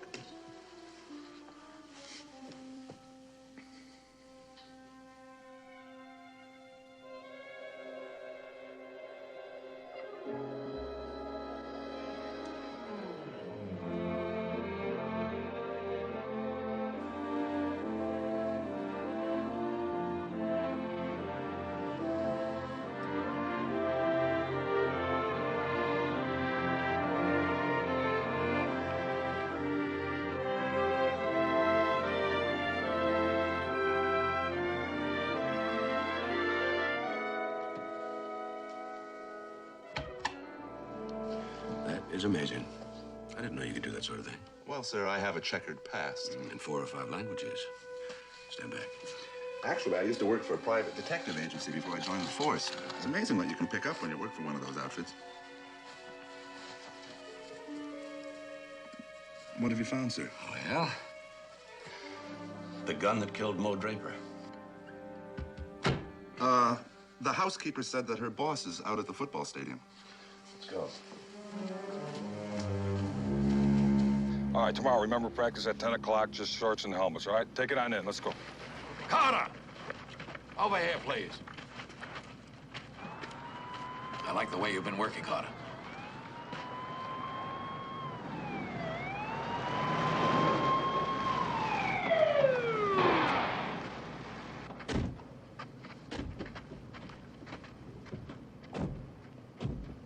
Hey, what's going on? Gonna make an arrest, Lewis. Oh, come on now. It's not you. Who is it then? It was a hell of a good scheme, Stone. You almost got away with it. Got away with what? The killing of Mo Draper. Commissioner, if this is some kind of a joke, it's not very funny. It's no joke. Luke told you he was quitting the team. There's no way he'd return for another season, so you killed Mo Draper and framed Luke for it. Now, why would I want to frame my star player? So you could go to the board of directors and tell them you'd deliver Luke on a long-term contract only if they'd oust Andrew Brill and replace him with you. Buddy, what is this? I don't know, Andy. It's absurd. And the board agreed, didn't they? Then you went to your old friend Leon Silver and got him to represent Luke. Then you told Luke you'd absorb the fees only if he'd re-sign with the team. This is total and irresponsible speculation on your part, Commissioner. You'll never be able to prove any of it. I'm afraid I can. I made a complete search of your house. I'm sure you'll find this warrant in good order. I found a .22 caliber pistol in your wall safe, registered under the name of Luke Johnson. You ingrate. You tried to destroy me! Calm yourself. What did you expect, Andy? I only did what you would have done under the same circumstances. All right. I killed Mo Draper. And the juror as well, no doubt. Are you kidding? Why would I? I had Luke's contract signed, sealed, and delivered. I had your job in my pocket. I wanted Luke acquitted. No, if you're looking for that killer, Commissioner, Andrew Brill here is as good a candidate as any. Get him out of here, Commissioner. He makes my stomach turn. Yeah, you and your mistrial would keep Luke's future in doubt. So with him gone, you could probably hang on to your job, I can account for every moment of my time the night he was killed. You want to arrest me, be my guest. But you damn well better have a case. Take Stone in and book him.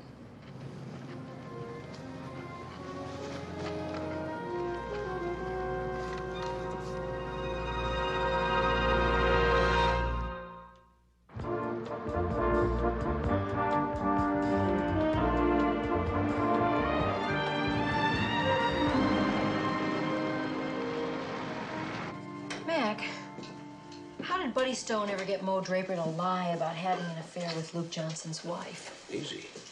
Probably offered him money or a lucrative no-cut contract. How? Then when Luke threatened Mo, Stone killed him. With Luke's gun, which he probably stole from Luke's house somewhere along the line. Yeah, but if Luke was found guilty, then Stone's whole plan went right down the drain, right? The case against him was circumstantial, with no murder weapon as evidence.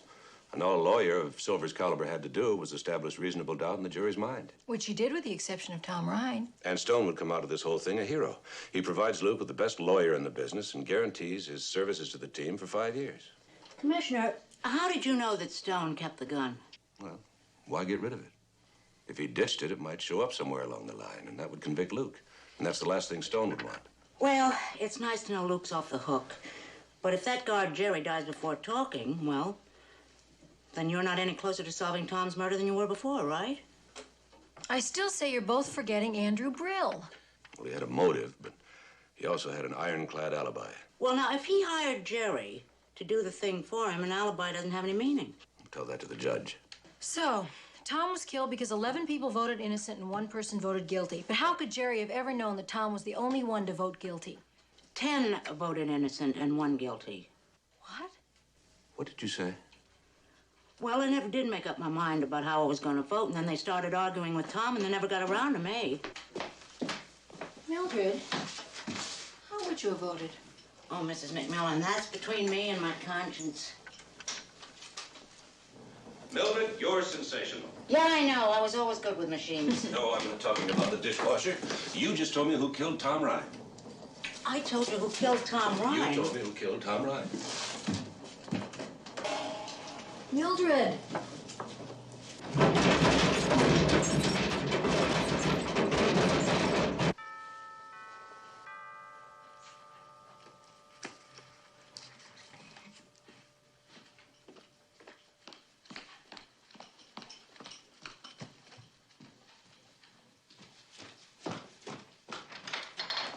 Commissioner, what a nice surprise. May I come in, Mrs. Ryan? Oh, please, of course. Oh, I hope you've got some Good news for me. Got to go to the hospital soon to see Thomas, and I just know that it would cheer him up if I could tell him, well, that you've broken the case. I have. Really? That's wonderful. Who killed my stepson? Jerry, one of the guards, by poison. Frightening.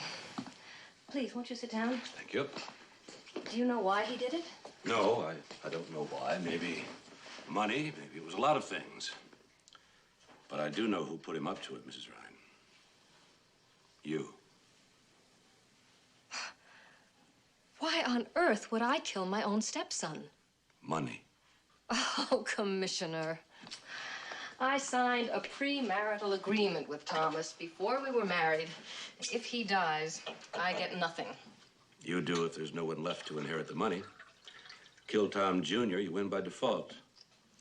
You know that killing him during the jury's deliberations would immediately throw suspicion on those involved in the trial, especially when you arranged to have my housekeeper attacked first. I have never heard anything so bizarre. Now, you know that I was at home the night Tom was killed. You even got a phone call on tape to prove it. Jerry was quite a ladies' man. It wasn't too difficult to seduce him, was it? What did you promise him? Was it money? Marriage?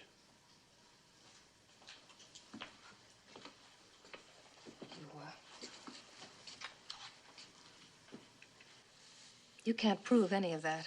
You know, I wouldn't have come if I didn't have proof.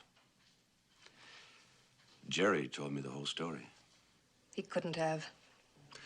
Would you like to come to the hospital with me and see? You're very good at using people, Mrs. Ryan, getting them to do what you want. But you made one mistake. When you tried to kill Jerry, you blew it.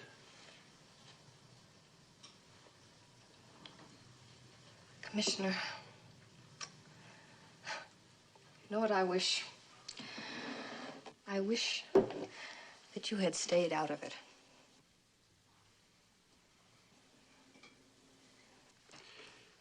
Is that the gun you used when you tried to kill him? It's the gun I'm going to use to kill you. Be my guest.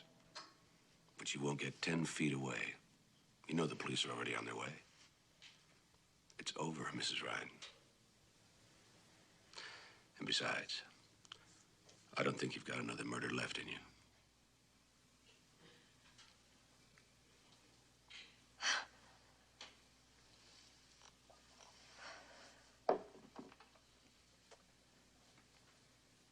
How did you figure it out? That first phone call, it wasn't just that Jerry knew you were Tom's stepmother. He had an explanation for that. You told Jerry over the phone that Tom Sr. was gravely ill, and you wanted to let Tom know. Jerry said he'd tell him right away. But you said you wanted to talk to Tom, and that always bothered me. Because you both hung up after the message. And I kept asking myself why. Unless you both knew he was already dead.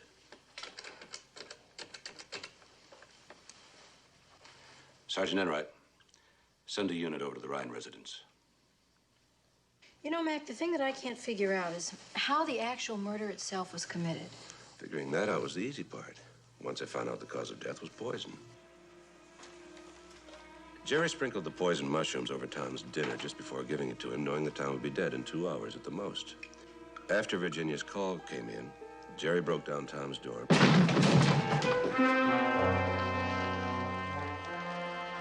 He's been shot. Then told Mike to call the police. Then Jerry put a silencer on the gun, fired 2 shots into the body, re-hid the gun and exited the room. By the time the police came and examined the body, they had no reason to doubt Mike, who, on Jerry's orders, had called to report a shooting. My goodness.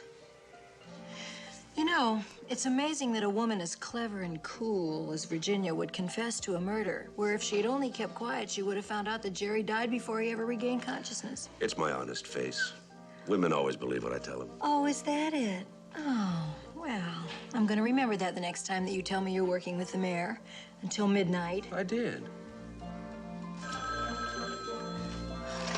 Yeah, hello. Oh, hi, Mr. Mordanti. Not home, not home. Oh, I'm sorry, the commissioner is not home, not home. Oh, thank you, Nina. Yeah. Nino? Well, as a matter of fact, they're all tough. But when you've been at it as long as we have, you sort of develop an instinct for the truth. Dinner? Yeah, I'd love it. Yeah, that'll be fine. Okay. Thank you.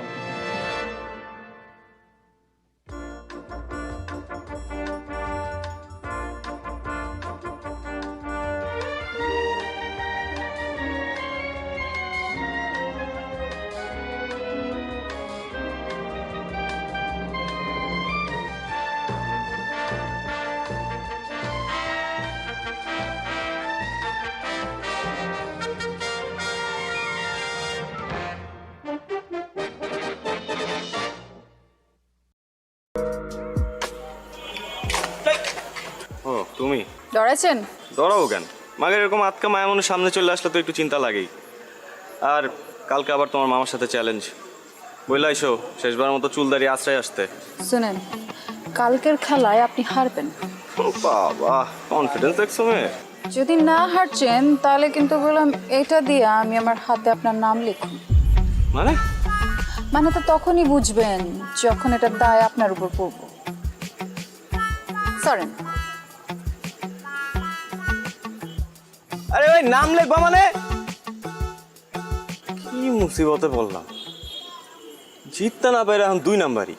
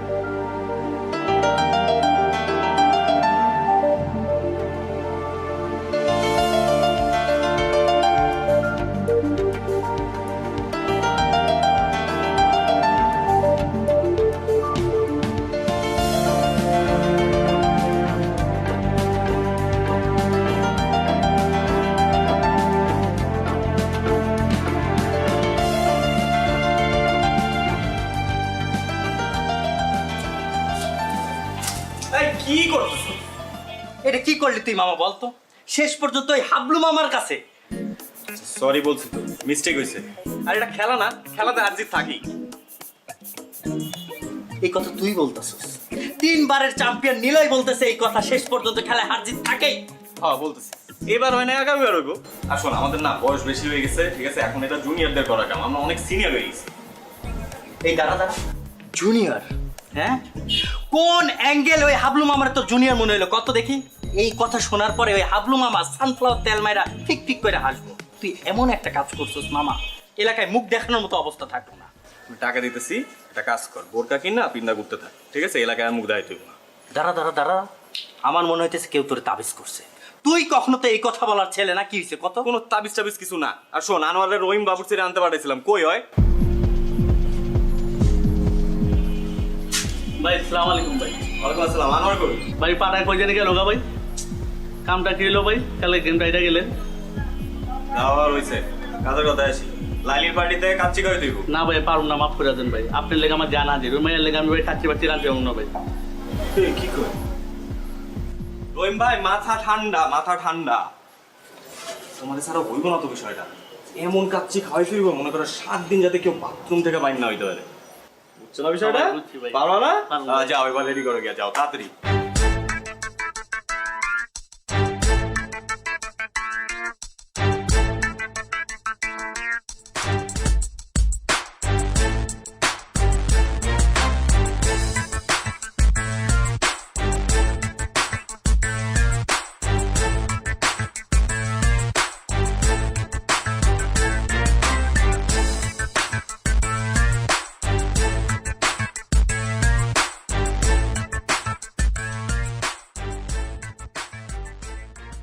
আঙ্গুটা একটু বড় খবর হইব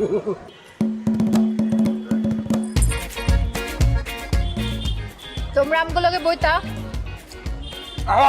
আরে আমরা তো খাবোই আগে আপ্যায়নটা করে নেই পুরান ঢাকার ট্রেডিশন তো আপ্যায়ন করা কি মামা এই তো দুধ লাইনে আইছো এরকম লাইনে থাকলে তো কোনো সমস্যা হইতো না খুব তো কইছিল খেলার কথা এখন বুঝছো খেলা কি এখন একদম ক্লিয়ার মামা আপনার একটু কাছে দিই আলু দিই আলু আলু না না আলু না গোস্ত দাও গোস্ত দাও এই যে গোস্ত দিই অনেক মজা হয়েছে এই লাইনে দাও আলু আলু লো লাইলি লো তুমি লইবা নি খাইতাম মজা তো তুমি একটু খাও সবাই আমগুলোকে খাইতাম আরে খাবো তো খাবার তো আছে লোকে খাও আরে মামা খান তো আছে কিছু লাগলে বললেন কিন্তু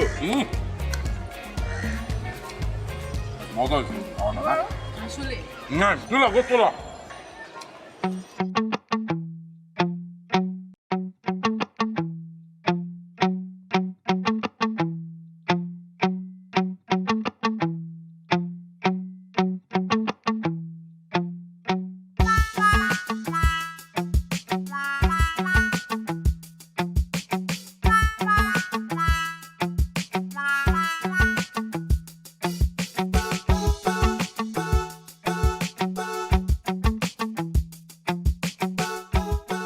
এইবার লইয়া কয়বার হয়েছে ভাই 5 বার তোমার এত করে কইছি যে একটু কম কম খাও মাগনা খাওয়ান পাইলে হুদাই হাম করে খাও দুলা ভাই আমি তো মাগনা খাওয়ান খাই তাই আমরা তো বাজেতে জিতছি আর আমি তো পরিমাণ মতোই খাইছি বিশ্বাস করেন দুলা ভাই আমি নিশ্চিত ওরা খাওয়ানোর মধ্যে কিছু মিশাইছে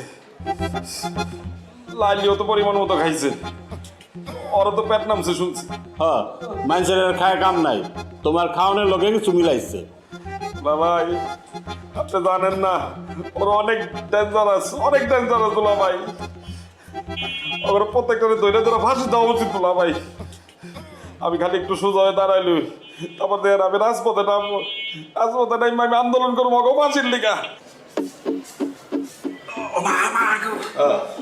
যাও তুমি তোমার কামে যাও আমি তোমার লেগে কেড়ে বয়ে থাকো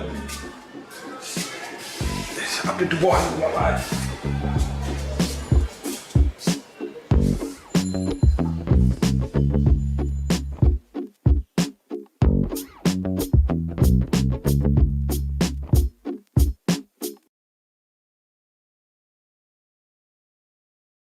thằng kia ở đấy nhá. Meo meo cho nó lắp thế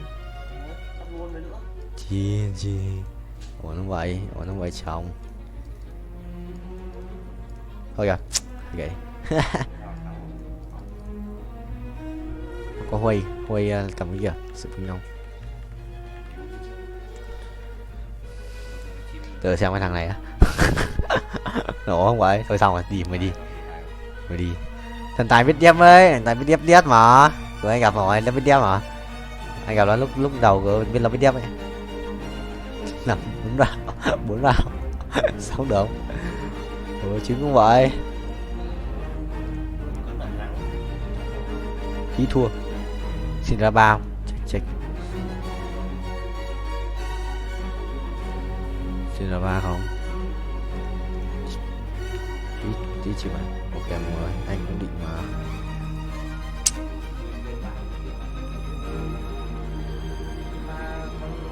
hả anh xin ra ba mà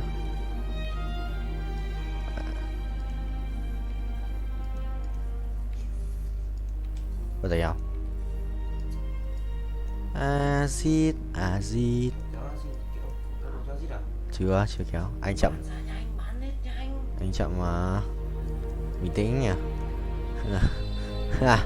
chết hả không kéo cái kia cho con acid để nó vẽ ra ngoài thua là kéo gì kéo đồ này á định mình á sao bình tĩnh thằng này nó khỏe mà mình không muốn chết còn hai bạn nữa trời im dễ gặp thằng trên đầu là nó cầm tên ba xin ra ba luôn đi không đâu không ở nhà đâu không giống ai chơi trốn đâu bên dừng này Được rồi. Là giáp gái nhưng mà giáp gái dễ bị mất lắm. Chúng con lấy giáp này. Dương cái binh thân dương giả vờ binh thân dương.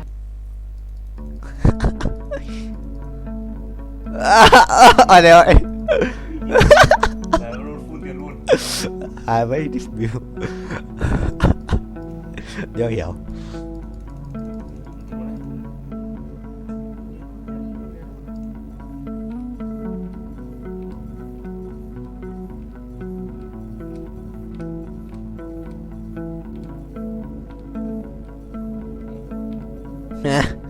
Nhớ vậy.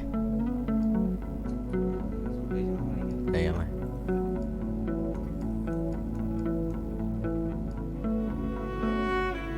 Kìa, hai thằng đi một chỗ à?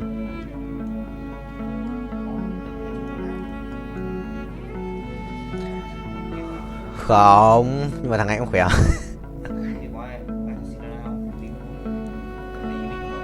Không biết em rồi.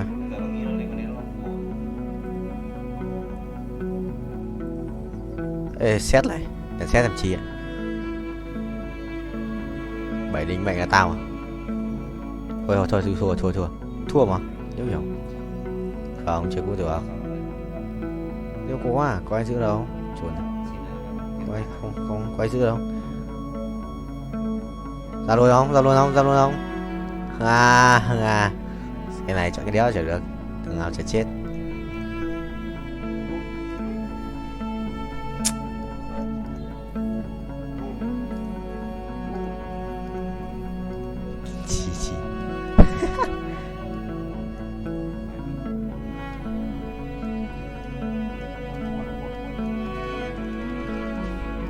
Em cho hết đồ rồi à? Vẫn để hết đồ đó không?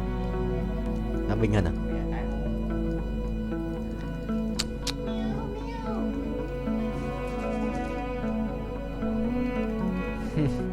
Thôi gặp thằng này đi. Thằng này vừa mình thua. Nó làm cái gì ấy? Nó phải ăn đi ba kìa. Nó phải ăn đi ba này. Thằng này có phải ăn đi ba mày em. Ê, nó thiếu một con. Nó phải azit nữa kìa. Sấy.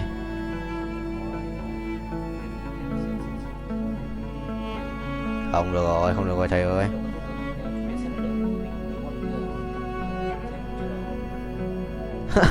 À. Được, sao dòng mình sao tự rơi ra cái xin ra. Chịu vậy vẫn mảng. Thầy đi mua làm không có đâu.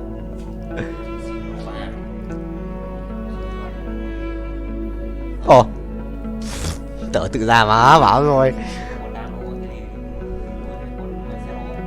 À, đâu đấy?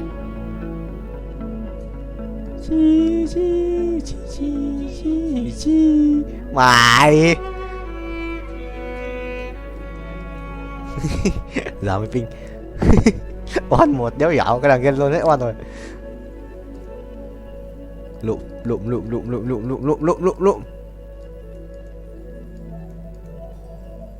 Màu xanh không? Hay cái này?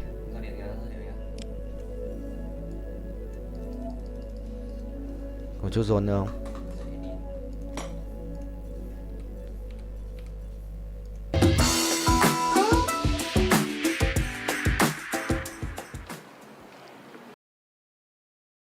Nhầm Bùi Tía nó xóa.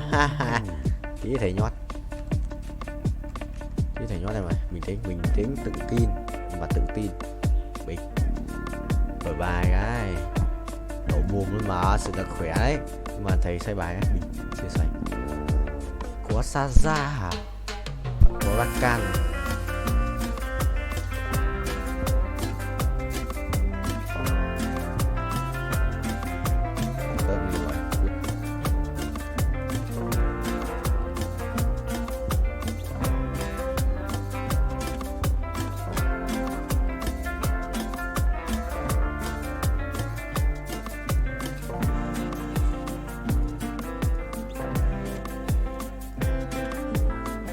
Đúng vậy. Át này, binh. Xong. Là át luôn mà. Sao có xin ra ấy, nhưng mà anh đéo dùng rồi.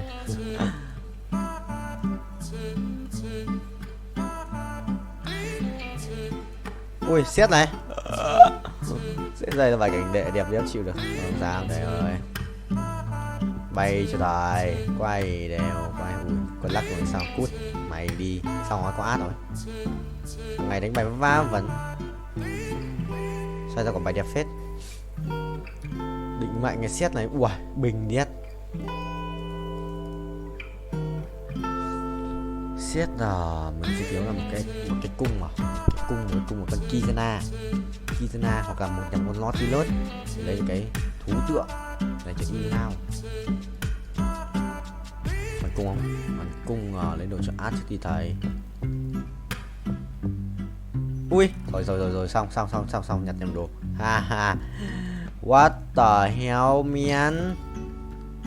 Nhặt nhầm đồ. Thế mà cũng đòi lái xe. Đùa tao à? Đùa tao không vậy. Thế mà cũng một cộng một ending trồn ngủ không? Trồn thấy không? Cinderella này cút, có một cút, đều hiểu.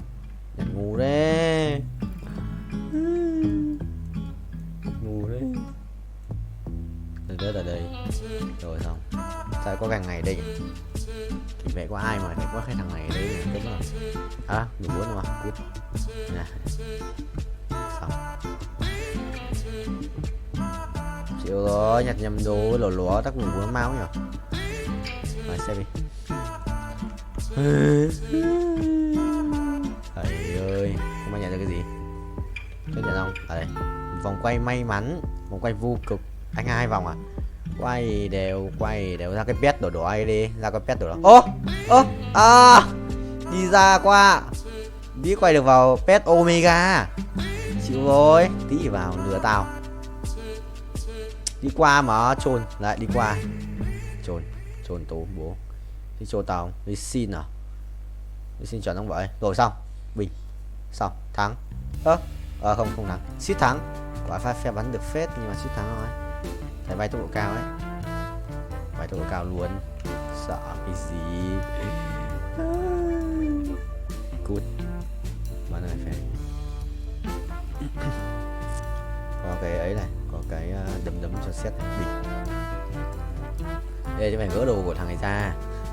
Gỡ đồ thằng này và cho xét thực sự bình không? Nó cầm con này vẫn được. Nhưng mà gỡ đồ nó ra và cho xét à? Được trai nhở? Ui, trai điết. Giảm hưu nhở? Có quá hưu này, giảm hưu này. Mày hưu bố gái. Giảm hưu luôn. Át à? Ê, trùng bài nha. Sao ngày tiên nhận át làm chí? Có đánh bài tớ không? Có đánh bài át. Nó choáng, con lắc có choáng. Khó chịu đấy. Thôi. Át, con lắc có choáng. Khó chịu đấy. Kéo thua. Bé ngu à? Con lắc át là bạn yếu nhở? Át 1 của mình là tích lỗi tại lâu ấy chứ. Thua. Đi thắng. Con ao ngu khỏe quá. Có một đồ on. Sự khó đấy. Át này. Đây chất 8 mà để nhét 4 đấy vào này. 8 là cần cho qua mỏi. Chất 9 thì con xin vào xong. Xin ra vào nữa. Định mệnh. Đúng rồi, định mệnh. Xin ra vào bình. Định mệnh sư. Rồi bay tốc độ cao. Anh ác quỷ mà. Anh hóa ác quỷ lobby vua 2. Rồi chỉ gọi anh là bố. Anh là bố của lobby vua 2. Ai à? Một đồ à? Ai à? Rồi một đồ ánh sáng. Cùng đao không? Cùng đao. Ui.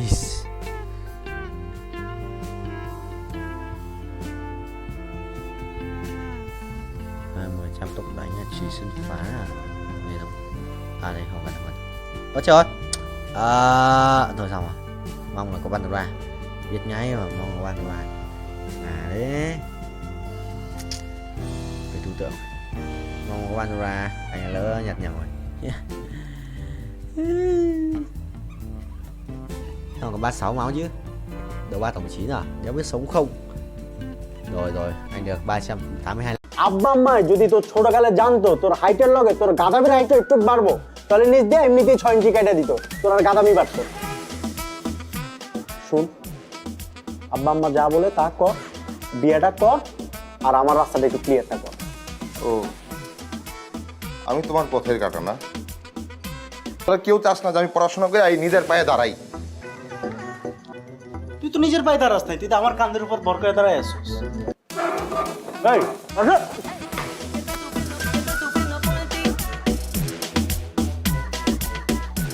বড় এই কি তোরা সকালবেলা এরকম কান্দতেছিস কেন? আব্বাও কান্দতেছে, আম্মাও কান্দতেছে। কিছু আম্মা কি সকালবেলা কি সিরিয়াল দেখা শুরু করছে? তাহলে কিছু চুরি হয়েছে বাসা? কেউ মারা গেছে? কেউ কি মরার আগে হসপিটালে অ্যাডমিট হয়েছে? তাহলে কি হয়েছে? সবাই এরকম আয়োজন করে কাঁদতেছে কেন? বাবা মা বলতেছে আমার নাকি পড়াশোনার দরকার নাই, ধান থাকলে নাকি ধানের মাঝে চিটাও থাকে, আমি নাকি চিটা। হ্যাঁ, তোর তো ঠিকই বলছে। আর তুই কখনো দেখছো আব্বা আম্মা পোলাপানের সাথে মিথ্যা কথা বলে? ভাই কি ওই কথা কইছে? কইছে আমার 1 মাসের মধ্যে বিয়ে করা লাগবে, বিয়ে করে 9 মাসের মধ্যে বাচ্চা পয়দা দেওয়া লাগবে। মাত্র 9 মাস টাইম দিছে? তুই তো নির্ঘাত ফেল করবি। মানে তোর যে পড়াশোনার কন্ডিশন, তুই 9 মাসের সাথে তোর আরো মিনিমাম 4 মাস টাইম দেওয়া লাগবে, তারপর যদি বারো। আচ্ছা, দোকানদাররা অবশ্য নতুন যারা বিয়ে করে তাকে চেয়ার দিকে তাকায় থাকে 2 পয়সা ইনকামের জন্য। তোর দিয়ে এটাও হবে না, তুই চিন্তা বাদ। হ্যাঁ বল। তুইও কি? আমি আগে সন্দেহ করছিলাম তুই আমার মায়ের পেটের ভাই না। মায়ের পেটের ভাই হলে তুই এরকম করে কথা বলতে পারতি না। তোর আমার না কোনো মিল নাই, না আছে স্বভাবের মিল, না আছে চরিত্রের মিল, না আছে তোর নিজের চেহারার মিল, গায়ের কালারের মিল, কোনো কিছু মিল নাই। বাইকটা শোন, আব্বা আম্মা যদি তোর ছোটকালে জানতো তোর হাইটের লগে তোর গাদামির হাইটটা একটু বাড়বো, তাহলে নিজ দিয়ে এমনিতেই 6 ইঞ্চি কেটে দিত, তোর আর গাদামি বাড়তো। শোন, আব্বা আম্মা যা বলে তা কর, বিয়েটা কর, আর আমার রাস্তাটা একটু ক্লিয়ারটা কর। ও, আমি তোমার পথের কাটা না, আমি তোমার জীবনের বাধা। তোরা কেউ আমার ভালো চাস না, তোরা কেউ চাস না যে আমি পড়াশোনা করে এই নিজের পায়ে দাঁড়াই। তুই তো নিজের পায়ে দাঁড়াস নাই, তুই তো আমার কান্দের উপর ভর করে দাঁড়ায় আসছিস। শোন, আমি তোর ছোট হিসেবে চাই তুই আব্বা আম্মার কথাটা শোন, তুই 1 মাসের মধ্যে বিয়েটা কর, আমি কবজি ডুবায়া তোর বিয়ের কাচ্চি খাবো, বুঝছস?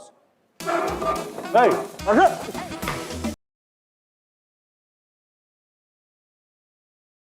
Sao? Em vào trận luôn, thế tao vào trận luôn. Đó, cả thằng này nữa này. Thằng này cũng vào trận trước này. Hai thằng trong một trong hai trận trước. Đó để ý tên đấy, mình nhớ phải để ý. Gặp lại à. Vẫy tay xin chào. Nhận mặt đi sau. Thương nhau. Mà mơ không muốn rời. Tại sao? Ô giờ mình còn chưa ở đây Ari, nếu mà nhặt Ari vậy, chú bố à? Ari không? Ngàn ở phía trước cho trong ai phải không? Nhưng rồi không sao qua bởi tay xin chào.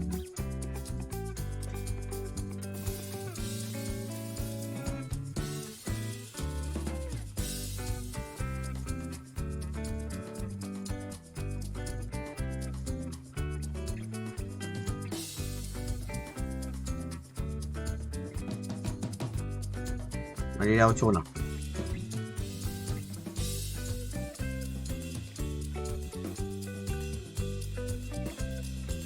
Tạm ấy. Tạm luôn quan tiếp. Từ xong rồi ơi à. Làm thế đánh cũng bành. Sợ thế. Nếu đánh cây Sa Long Vương thì thua đấy. Được. Khổng lồ, một khổng lồ cái gì đấy. Mở doan. Cảnh vệ thần dương, 2 thần dương vật ở nhau, 2 khổng lồ. À không, cảnh vệ xử lý rồi xong. Nhà tranh bài của tớ làm ơn đấy. Đâu đấy, mày phải đấy nhở, cứ chơi chứ. 14 lap nhanh nhẹn. Bớt 4 rồi à, 1.2 à.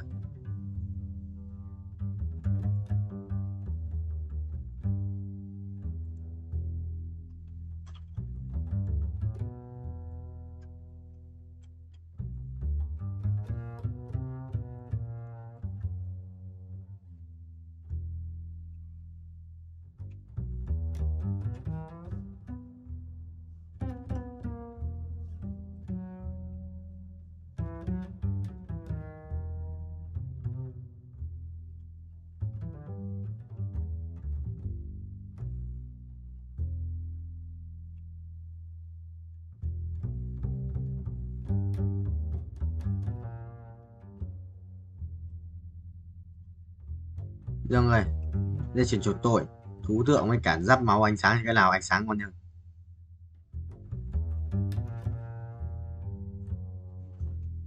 Đây mà. Bình gì? 200 lát đi, không tật này. À 51 này. 200 lát được đấy. Được 200 lát. À không nhỉ, nhớ được rồi. Chạm tay rồi. 19. Nhớ là được 190 mà. Còn 200 lát của thầy ơi.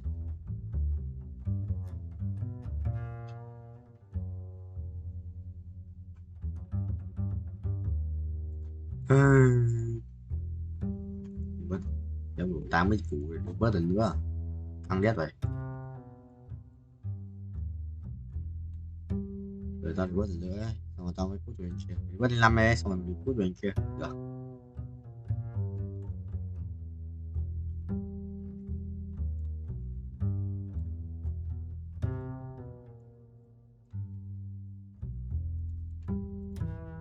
bình chia lên nhà đã chia ra bình rồi xong lên 9 nhà chia xong rồi lên 9 xong rồi lên 9 thì mình được xét và là bình full form rồi form này có nhắc là cái gì đâu what chứ sao không nhận được hắc ám kìa nhận được tử thần hắc ám chỉ có June thôi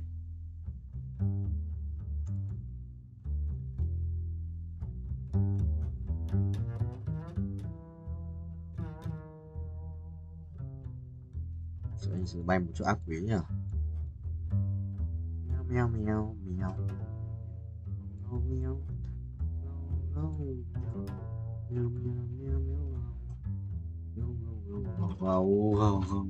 không vậy thắng quay xóa được à đầu ấy à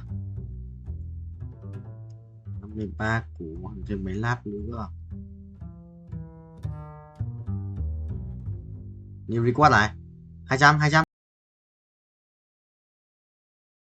quỷ nó cứ bán gì nó handle cái thị trường của cô ấy cay thật nó thích bán sự là khó đấy bọn nó có nhiều mà nó handle được ngay nó handle vậy anh ước gì anh có nhiều chúng nó anh handle thị trường chứng khoán bình có bọn quá nhiều cái đấy có nhiều cổ phiếu ngày xưa ấy chúng nó handle được thị trường tiền của nước đấy mà đó chúa bán với cả mua cổ phiếu xong rồi làm kiểu thị trường bị nói chung biến động này anh kinh rồi anh kinh đi xin nhớ đây anh không làm gì cả quỷ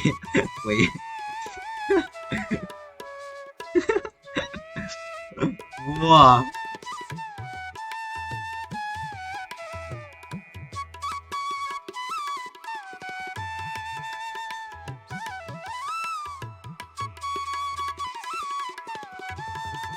đó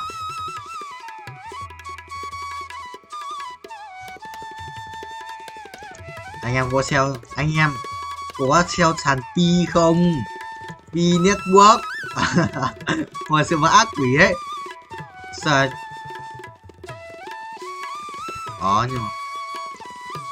đó nhưng mà cái pi đây chúng nó lừa mấy ông bà già ác thật lừa mấy ông bà già kinh thật lừa sự lừa mấy ông bà già em bảo sai con cương anh nhặt con cương ở đây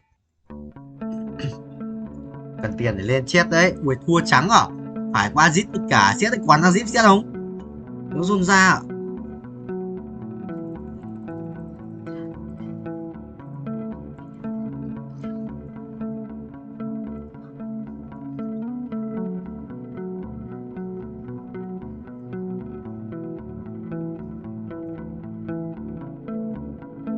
được quá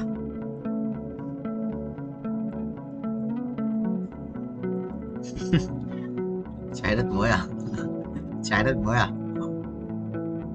bay bao nhiêu rồi quay được lại là 4 lap ạ nếu hiểu mình qua 6 tuổi này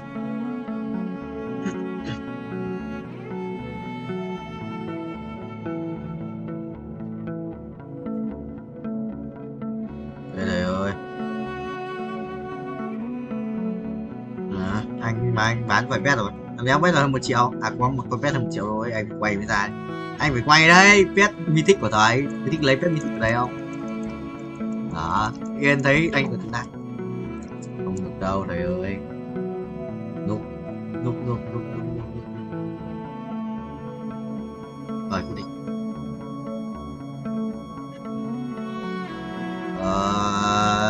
Có dễ mà. Dễ. Gây nhanh mà. Full một. Chết chả. Ôi trời ơi. Mình ở nhiều đồ nhỉ. Mua đây full một rồi. Chết rồi 8 máu. 8 máu đéo ra cái đéo gì chơi này. Giờ mới ra siết. Đây à, 8 máu mới ra siết vui. Thôi. 8 máu mới ra siết. Xin ra 2. Thôi đi. 4.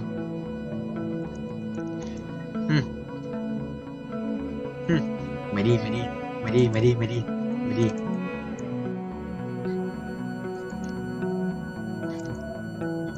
Anh hiểu ý không? Anh hiểu ý mà.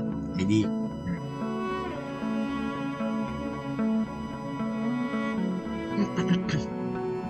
À, em Dương cày gầy mà. Dương gầy mà. Dương này học tấn bỏ mày béo. Nó bảo nó béo là mình thích bảo nó béo không?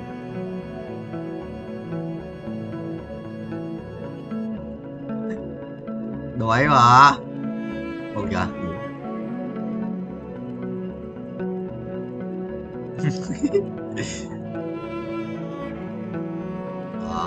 Không em ơi. Muốn rồi. Em Dương à? Dương là gì ấy? Có em gì Dương? Banh. Đâu? Em hỏi gì cơ?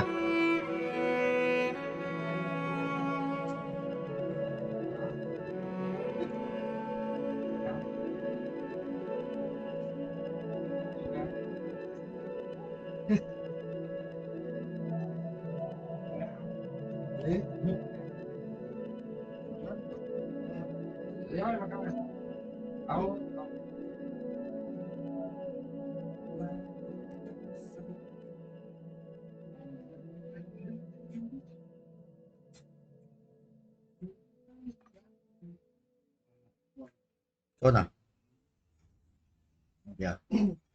Để làm cho em phát mình đấy. Ngủ ích cả. Chương mở đầu.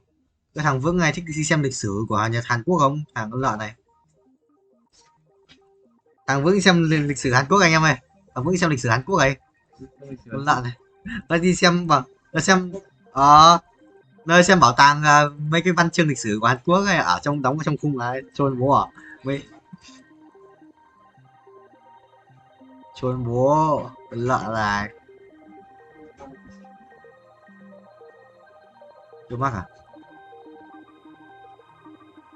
Bố anh còn quay con đen gì đấy, cần quay cái con background đen gì à?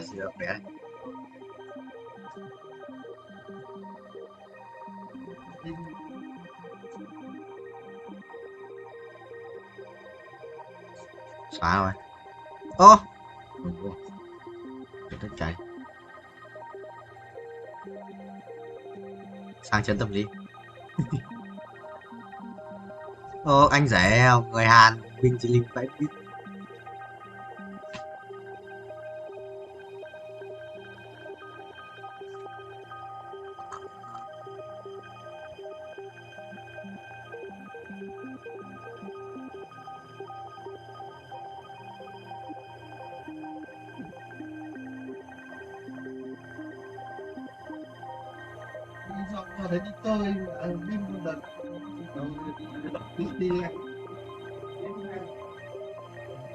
À do Mr. Beat à? Mr. Beat à?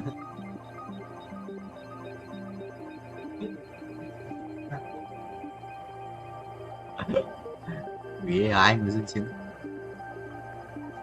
Rồi hết. Chết tiền. Chết tiền. Rồi, vẫn mở được chứ mà. Em muốn lên được 9 lap ở đây, 10 lap. 15.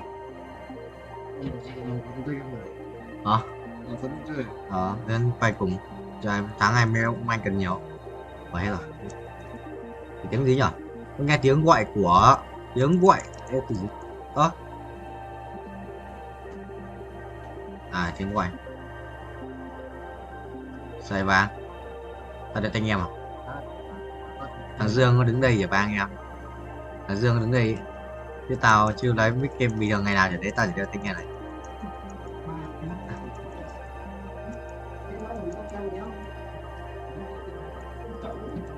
Ừ. 300 mũ rồi, cần 400 mũ hai lần. Bây giờ tí tắm bao giờ mới 3 giờ mà bao giờ chúng mày tắm sớm vậy? Sao? Mày đi đâu? Mày nguồn. Đâu mày tắm mày kêu con nào chứ? Chết rồi. Không rồi, thầy ơi binh chứ. Thế à, thế chứ đấy. Đúng vào. Không. Bây giờ như đéo ở đây. Đéo biết là cái gì. Còn đi học tướng à? Rồi xong, lại cho tướng. Rồi.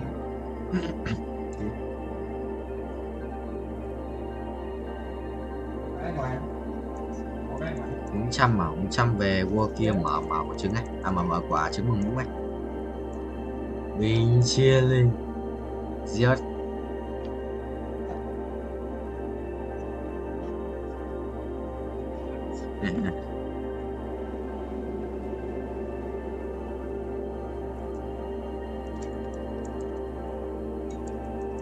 Đi đâu?